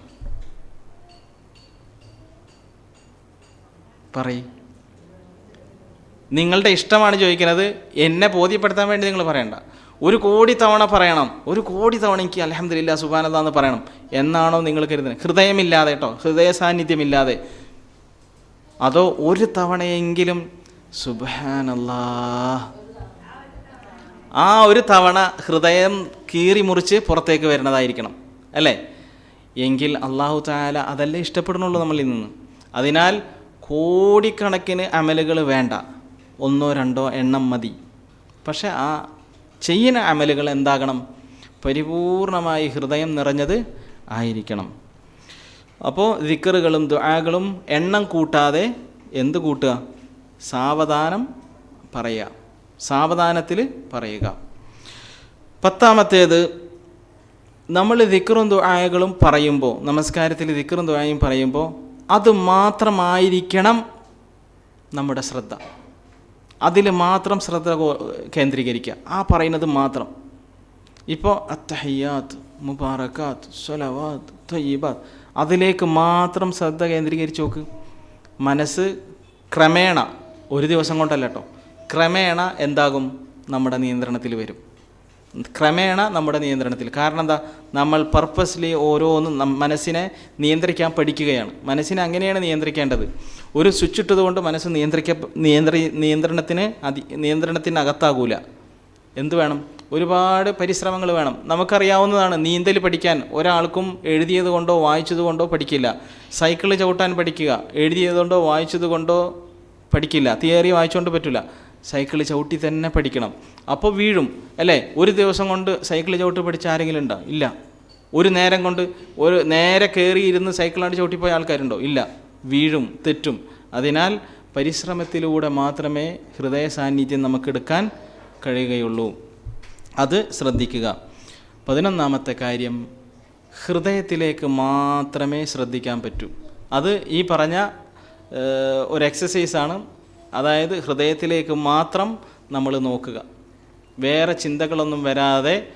കുറച്ച് ദിവസം കുറച്ച് പ്രശ്നം ഉണ്ടാവും. ഒരു റക്കായത്ത് അല്ലെങ്കിൽ ഒരു 2 മിനിറ്റൊക്കെ അത് കിട്ടുള്ളൂ. ആദ്യത്തെ ദിവസം 2 മിനിറ്റേ കിട്ടുള്ളൂ. പിന്നെ നമ്മൾ തന്നെ അറിഞ്ഞിട്ടുണ്ടാവില്ല നമസ്കാരം കഴിഞ്ഞതൊന്നും. പക്ഷേ അടുത്ത ദിവസം അത് 4 മിനിറ്റ് ആക്കണം, പിറ്റത്തെ ദിവസം അതൊരു 5 മിനിറ്റ്, അങ്ങനെ ഒരു ദിവസം ഒരു റക്കായത്ത് മുഴുവനായിട്ടും കിട്ടിയിട്ടുണ്ടാവും ഹൃദയ സാന്നിധ്യം. പിന്നെ ഒരു ആഴ്ച കഴിഞ്ഞിട്ടായിരിക്കും അടുത്ത റക്കായത്ത് കൂടി കിട്ടുക. അങ്ങനെ പരിശ്രമിച്ച് നേടുക. എന്തിന് പരിശ്രമിക്കണം, എന്തിന് ചെയ്യണം? അങ്ങനെ നമസ്കരിച്ചിട്ടേ കാര്യമുള്ളൂ. ഇല്ലാമ അകൽ തമിൻഹ, നിൻ്റെ നമസ്കാരത്തിൽ നിന്ന് നിനക്ക് തിരിച്ചു കിട്ടുന്നത് നീ എന്താണോ അതിൽ നിന്ന് മനസ്സിലാക്കിയത്, ഹൃദയപൂർവ്വം പറഞ്ഞത്, അത് മാത്രമേ ഉള്ളൂ എന്ന് ഇബ്നു അബ്ബാസ് റളിയല്ലാഹു അൻഹു പറഞ്ഞ കാര്യം ഓർക്കുക. അതാണ് 2ാമത്തെ കാര്യം. ഇനി അടുത്തത് ഒരു വലിയ വിഷയമാണ്. അത് തുടങ്ങണമെങ്കിൽ 1 മണിക്കൂർ 1.5 മണിക്കൂർ വേണ്ടി വരും. നിർത്തല്ലേ?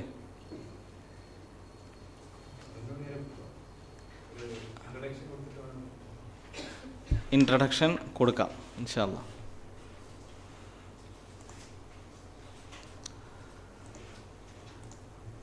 അടുത്തത് ഒരു വികാരമാണ് ഉണ്ടാകേണ്ടത്. അടുത്തത് ഇനി ഇപ്പോൾ നമ്മൾ ഈ പറഞ്ഞ കാര്യമുണ്ടല്ലോ, അതായത് ഹുലൂറുൽ ഖൽബ്, ഹൃദയ സാന്നിധ്യം എന്ന് പറയുന്ന സംഗതി, അത് തീർച്ചയായിട്ടും എന്തായിരിക്കണം? ഓരോരുത്തരും ട്രൈ ചെയ്യണം, ഓരോരുത്തരും പരിശ്രമിക്കണം. ഞാൻ പരിശ്രമിക്കാതെ എനിക്ക് കിട്ടില്ല, എൻ്റെ ഉമ്മ പരിശ്രമിച്ചുകൊണ്ട് എനിക്ക് കിട്ടില്ല, എൻ്റെ ഉപ്പ പരിശ്രമിച്ചുകൊണ്ട്, എൻ്റെ മക്കൾ പരിശ്രമിച്ചതുകൊണ്ട്, എൻ്റെ ഭാര്യ പരിശ്രമിച്ചുകൊണ്ട് അല്ല, ലോകത്തുള്ള എല്ലാവരും പരിശ്രമിച്ചു, എനിക്ക് കിട്ടില്ല. എന്തില്ലാതെ? ഞാൻ പരിശ്രമിക്കാതെ. ഞാൻ സൈക്കിൾ ചവിട്ട് പഠിക്കണമെങ്കിൽ ലോകത്തുള്ള എല്ലാവരും സൈക്കിൾ ചവിട്ടിക്കൊണ്ട് ഞാൻ പഠിക്കുമോ? ഞാൻ തന്നെ ചെയ്യണം. അതിനാൽ നിങ്ങൾക്ക് ആ സ്റ്റേജിലേക്ക് എത്തണമെങ്കിൽ നിങ്ങൾ തന്നെ ആ രൂപത്തിൽ നിങ്ങൾ തന്നെ പ്രാക്ടീസ് ചെയ്യണം, നിങ്ങൾ തന്നെ ട്രൈ ചെയ്യണം. 2ാമത്തെ കാര്യം അൽ ഹൈബ. ഹൈബ എന്ന് പറയുന്ന ഒരു വികാരം നമസ്കരിക്കാൻ നിൽക്കുമ്പോൾ നമ്മുടെ മനസ്സിലേക്ക്, നമ്മുടെ ഹൃദയത്തിലേക്ക് വരണം. അതെങ്ങനെ വരുത്തും എന്നുള്ളത് ഇൻഷാ അല്ലാഹ് പറയാം. അതെന്താണ് യഥാർത്ഥത്തിൽ? ഹൈബ എന്ന് പറഞ്ഞാൽ അറിഞ്ഞ് ഭയത്തോടു കൂടിയിട്ടുള്ള നിൽപ്പിനെയാണ്, ഭയം ഉണ്ടാകുന്നതിനെ കുറിച്ചാണ് ഹൈബ എന്ന് പറയാം. എന്താണ് ഹൈബ? ഹൈബ എന്ന് പറഞ്ഞാൽ ഒരു 3 സ്റ്റേജുകൾ കഴിഞ്ഞിട്ട് എത്തുന്ന ഒരു സ്റ്റേജാണ് യഥാർത്ഥത്തിൽ ഹൈബ. അള്ളാഹുവിനെ പേടിയുണ്ടോ ഇവിടെ ഉള്ളവർക്ക്? ഉണ്ടോ? എന്താണ് അള്ളാഹുവിനെ പേടി?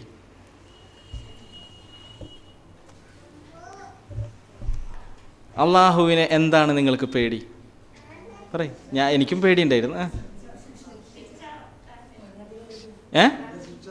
ശിക്ഷ അല്ലേ?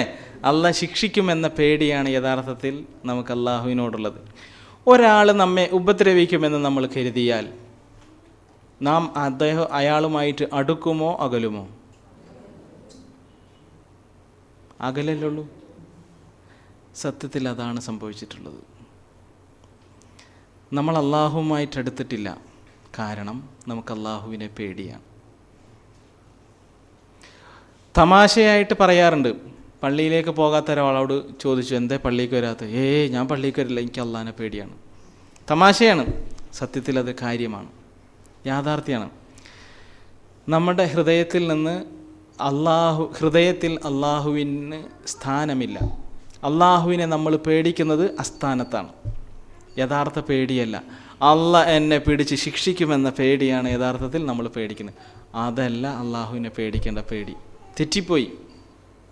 നമ്മൾ കണ്ണൂരിലേക്ക് പോകുന്ന NH കയറിയിട്ട് ഡയറക്ഷൻ മാറിയാൽ എന്ത് സംഭവിക്കും? റൂട്ട് അത് തന്നെയാണ്, കണ്ണൂരിലേക്ക് പോകുന്ന റോഡ് തന്നെയാണ്. പക്ഷേ അങ്ങോട്ടേക്ക് പോകുന്നതിന് പകരം നമ്മൾ ഡയറക്ഷൻ ഇങ്ങോട്ടേക്കായി. എങ്ങോട്ടേക്ക് എത്തും? നമ്മൾ വളാഞ്ചേരിയിലേക്ക് എത്തും, കുറ്റിപ്പുറത്തേക്ക് എത്തും, ഇല്ലേ? കണ്ണൂരിലേക്ക് എത്തുമോ? കുറേ ദൂരം പോയിട്ട് ഞാൻ കണ്ണൂർ റോട്ടിൽ തന്നെ എത്രയോ നേരമായി നടക്കണം, എന്നിട്ട് എന്താ കണ്ണൂർ എത്തണില്ലല്ലോ എന്ന് പറഞ്ഞാൽ എത്തുമോ? ഡയറക്ഷൻ മാറിപ്പോയി. അതേപോലെ അള്ളാഹിനെ പേടിയുണ്ട്, പേടിക്കേണ്ട വിധമല്ല. അതാണ് യാ അയ്യുഹല്ലദീന ആമനൂ ഇത്തഖുല്ലാഹ ഹഖ്ക തുഖാതിഹി.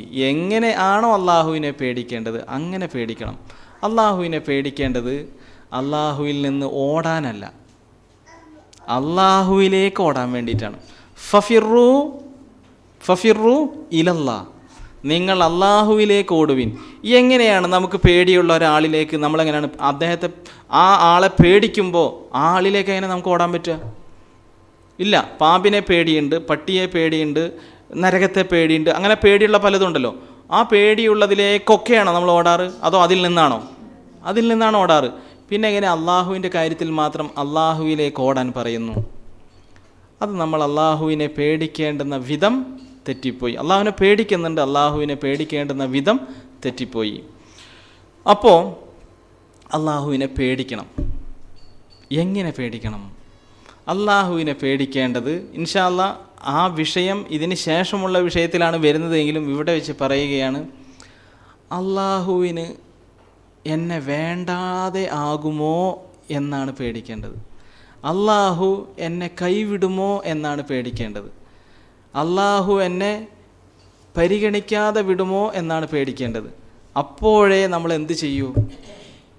അള്ളാഹുവിലേക്ക് ഓടൂ, അല്ലേ? അള്ളാഹു എന്നെ ശിക്ഷിക്കുമോ എന്ന് ഭയന്നാൽ അള്ളാഹുവിലേക്ക് ഓടാൻ തോന്നില്ല നമ്മുടെ ഹൃദയത്തിന്. നമ്മൾ പറയാൻ നമുക്ക് യാതൊരു പ്രശ്നവുമില്ല, എന്ത് വേണമെങ്കിലും പറയാം. എനിക്ക് അങ്ങനെ പലതും പറയാൻ പറ്റും. ഞാൻ ജന്നാത്തുൽ ഫിർദൗസിൻ്റെ ഉടമസ്ഥനാണ് നടക്കുന്ന നമുക്ക് പറയാം, വാചകടിക്കാം. വാചകത്തിന് ഒരു പ്രശ്നവുമില്ല. നമ്മുടെ ഹൃദയം സമ്മതിക്കില്ല, അള്ളാഹുവിലേക്ക് അടുക്കാൻ സമ്മതിക്കില്ല. കാരണം എന്താ? നമ്മൾ അള്ളാഹുവിനെ പേടിച്ചത് റൂട്ട് മാറി, ഡയറക്ഷൻ മാറി. പേടിയാണ്, പക്ഷേ അള്ളാഹുവിലേക്ക് അടുക്കാൻ വേണ്ടിയിട്ടുള്ള പേടിയല്ല, അള്ളാഹുവിൽ നിന്ന് ഓടാൻ വേണ്ടിയിട്ടുള്ള പേടിയാണ്. അള്ളാഹുവിനെ പേടിക്കേണ്ടത് അള്ളാഹ് എന്നെ കൈവിടുമോ എന്ന പേടിയാണ്. അള്ളാഹ്ക്ക് എന്നോട് സ്നേഹം കുറയോ എന്ന്. ഒരു മാതാവിന് എന്നോടുള്ള സ്നേഹം കുറയുമോ എന്നൊരു കുട്ടിക്ക് തോന്നിയാൽ ആ കുട്ടി എന്ത് ചെയ്യും? എൻ്റെ ഉമ്മാക്ക് എന്നോടുള്ള സ്നേഹം കുറയോ, എൻ്റെ ഉമ്മ എന്നെ കൈവിടുമോ എന്ന് തോന്നിയാൽ ഉമ്മയുടെ അടുത്തേക്ക് വീണ്ടും അടുക്കല്ലേ ചെയ്യുക, അല്ലേ? അതുപോലെയാണ് അള്ളാഹുവിനെ പേടിക്കേണ്ടത്. അള്ളാഹുവിനെ പേടിച്ചിട്ട് അള്ളാഹുവിലേക്ക് എന്ത് ചെയ്യണം? അള്ളാഹുവിലേക്ക് അടുക്കാൻ പറ്റണം. അത് ഇൻഷാ അല്ലാഹ് ഇതിന് ശേഷമുള്ള വിഷയത്തിൽ പറയും. ഇവിടെ നമ്മൾ പറയാൻ പോകുന്നത് അള്ളാഹുവിനെ കുറിച്ചുള്ളൊരു ഭയത്തെക്കുറിച്ചാണ്. ആ ഭയത്തിൻ്റെ പ്രത്യേകത അള്ളാഹുവിൽ നിന്ന് ഓടാനുള്ള ഭയമല്ല, അള്ളാഹുവിനെ മനസ്സിലാക്കിയിട്ടുള്ളൊരു ഭയമാണ്. അള്ളാഹുവിനെ നമ്മൾ അറിഞ്ഞിട്ടില്ല എന്നുള്ളതിന് നമ്മൾ തന്നെ സാക്ഷിയാണ്. റസൂലുള്ളാഹി സ്വല്ലല്ലാഹു അലൈഹി വസല്ലം ഒരിക്കൽ മിമ്പറിന്മേൽ കയറി നിന്നിട്ട് പറയുകയാണ്. എന്ത് അറിയോ? വമാ ഖദറുല്ലാഹ ഹഖ്ക ഖദ്രിഹി. പരിശുദ്ധ ഖുർആനിലെ ഒരു ആയത്താണ്. വമാ ഖദറുല്ലാഹ ഹഖ്ക ഖദ്രിഹി. അള്ളാഹുവിനെ കണക്കാക്കേണ്ടുന്ന വിധം അവർ കണക്കാക്കിയിട്ടില്ല. വൽ അർദു ജമീഅൻ വസ്സമാവാതു മത്വിയാതും ബിയമീനിഹി. ആകാശവും ഭൂമിയും അവൻ്റെ കൈകളിൽ അന്ന് മത്വിയാത്തുൻ ചുരുട്ടിപ്പിടിച്ചതായിരിക്കുമെന്ന് റസൂലുള്ളാഹി സ്വല്ലല്ലാഹു അലൈഹി വസല്ലം ഇങ്ങനെ പറയുകയാണ്. മിമ്പറിന്മേൽ കയറി നിന്നിട്ട് റസൂലുള്ളാഹി സ്വല്ലല്ലാഹു അലൈഹി വസല്ലം അള്ളാഹുവിനെ കണക്കാക്കേണ്ട വിധത്തിൽ, അള്ളാഹുവിനെ അറിയേണ്ട വിധത്തിൽ, പേടിക്കേണ്ട വിധത്തിൽ മനുഷ്യന്മാർ, ജനങ്ങൾ ആരും അറിഞ്ഞിട്ടില്ല എന്ന് റസൂലുള്ളാഹി സ്വല്ലല്ലാഹു അലൈഹി വസല്ലം ഇങ്ങനെ പറയുന്നു. അങ്ങനെ പറഞ്ഞ് ഈ ഹദീസ് ഉദ്ധരിക്കുന്ന സഹാബി പറയുകയാണ്. എന്ത്? റസൂലുള്ളാഹി സ്വല്ലല്ലാഹു അലൈഹി വസല്ലം പറയുകയാണ്. എന്ത്? അല്ലാഹു തആല അല്ലാഹുവിനെ ഇങ്ങനെ പുകഴ്ത്തിക്കൊണ്ടിരിക്കും. യുമജ്ജിദുർ റബ്ബു ജല്ല വഅല നഫ്സഹു. അല്ലാഹു തആല അല്ലാഹുവിനെ തന്നെ പ്രകീർത്തിച്ച് പുകഴ്ത്തിക്കൊണ്ടിരിക്കുന്നു. എന്നിട്ടോ അനൽ ജബ്ബാർ, ഞാനാകുന്നു ഈ ലോകത്തിൻ്റെ മുഴുവൻ സാമ്രാജ്യപതി, എല്ലാ സാമ്രാജ്യത്തിൻ്റെയും അധിപതി ഞാനാകുന്നു. അനൽ ജബ്ബാർ വ അനൽ മുതകബ്ബിർ, ഞാനാകുന്നു ഏറ്റവും വലിയവൻ എന്ന് അല്ലാഹു തആല വിളിച്ചു പറയും. വ അനൽ മലിക്, ഞാനാകുന്നു രാജാവ്, ഈ ലോകത്തെ രാജാവ്, ഈ സർവ്വലോകങ്ങളുടെയും രാജാവ്, അത് ഞാനാകുന്നു. അനൽ അസീസ്, ഞാനാകുന്നു പ്രതാപവാൻ, പ്രതാപം മുഴുവനും എൻ്റെ കയ്യിൽ നിന്നാണ് എന്ന് അല്ലാഹു തആല പറയുമെന്ന് റസൂലുള്ളാഹി സ്വല്ലല്ലാഹു അലൈഹി വസല്ലം പറഞ്ഞു. അനൽ കരീം, ഞാനാകുന്നു ഔദാര്യവാൻ എന്ന് അല്ലാഹു പറയുമെന്ന് റസൂലുള്ളാഹി സ്വല്ലല്ലാഹു അലൈഹി വസല്ലം മിമ്പറിൽ കയറി നിന്ന് പറഞ്ഞപ്പോൾ എന്ത് സംഭവിച്ചു?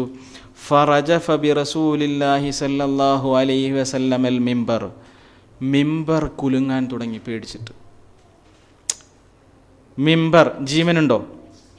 ജീവനില്ലാത്ത അചേതനമായ ആ വസ്തു കുലുങ്ങാൻ തുടങ്ങി അള്ളാഹുവിനെ പേടിച്ചിട്ട്. മിമ്പർ, റസൂലുള്ളാഹി സ്വല്ലല്ലാഹി അലൈഹി വസല്ലം നിന്ന മിമ്പർ കുലുങ്ങാൻ തുടങ്ങി.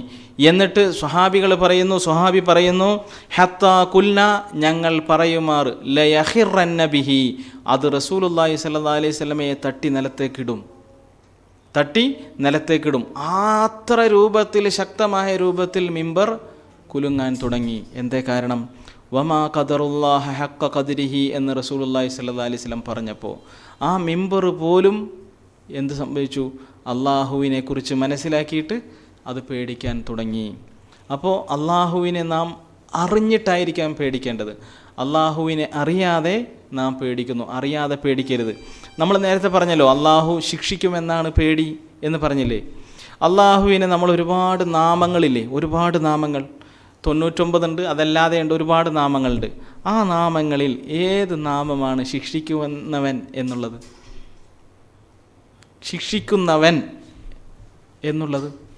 ഇല്ല. അള്ളാഹുവിനെ മനസ്സിലാക്കേണ്ടത് അള്ളാഹുവിൻ്റെ ഇസ്മുകളിലൂടെയാണ്, അല്ലേ? എൻ്റെ പേരല്ല എന്നെ കാണിക്കുന്നത്. എൻ്റെ പേര് അബ്ദുൽ ഗഫൂർ എന്നാണെങ്കിൽ ഞാൻ അങ്ങനെ ആയിരിക്കണമെന്നില്ല. ഇവിടെ പല ആളുകൾക്കും പല പേരുണ്ട്. ആ പേരുകൾ അവരെ ഡിസ്ക്രൈബ് ചെയ്യൂല. നമ്മുടെ പേരുകൾ നമ്മെ ഡിസ്ക്രൈബ് ചെയ്യില്ല. പക്ഷേ അള്ളാഹുവിൻ്റെ പേരിൻ്റെ പ്രത്യേകത അള്ളാഹുവിനെ വിശദീകരിക്കുന്നതാണ്. അപ്പോൾ നമ്മൾ ഇതുവരെ അള്ളാഹുവിനെ പേടിച്ചത് അള്ളാഹ് പിടിച്ച് നരകത്തിലിട്ട് പൊരിക്കും എന്നൊക്കെയാണ്. അങ്ങനെയാണെങ്കിൽ അള്ളാഹു തആലയുടെ പേരുകളിൽ ഒരു പേര് വേണം. എന്ത്? ശിക്ഷിക്കുന്നവൻ. അങ്ങനെ പേരില്ല. എന്നാൽ സ്നേഹത്തിൻ്റെയും കാരുണ്യത്തിൻ്റെയും മഹത്വത്തിൻ്റെയും പേരുകളാണ് യഥാർത്ഥത്തിൽ അള്ളാഹുവിൻ്റെ നാമങ്ങളിലുള്ളത്. മഹത്വത്തിലൂടെയാണ് നമ്മൾ അള്ളാഹുവിനെ പേടിക്കേണ്ടത്. അള്ളാഹുവിൻ്റെ മഹത്വം അറിഞ്ഞിട്ടാണ് നമ്മൾ അള്ളാഹുവിനെ പേടിക്കേണ്ടത്. അതിന് പറയുന്നതാണ് ആദ്യത്തെ സ്റ്റേജ് ഖൗഫ്. ആദ്യത്തെ സ്റ്റേജാണ് ഖൗഫ്, അള്ളാഹുവിനെ പേടിക്കുക, സാധാരണയുള്ള പേടി. അത് അറിഞ്ഞ് കുറച്ചും കൂടി മനസ്സിലാക്കുമ്പോൾ വരുന്ന രണ്ടാമത്തെ സ്റ്റേജാണ് ഖശിയത്ത്. ഖശിയത്ത് എന്നുള്ളത് അള്ളാഹുവിനെ കൂടുതൽ അറിയും തോറും നമുക്ക് പേടി വരും.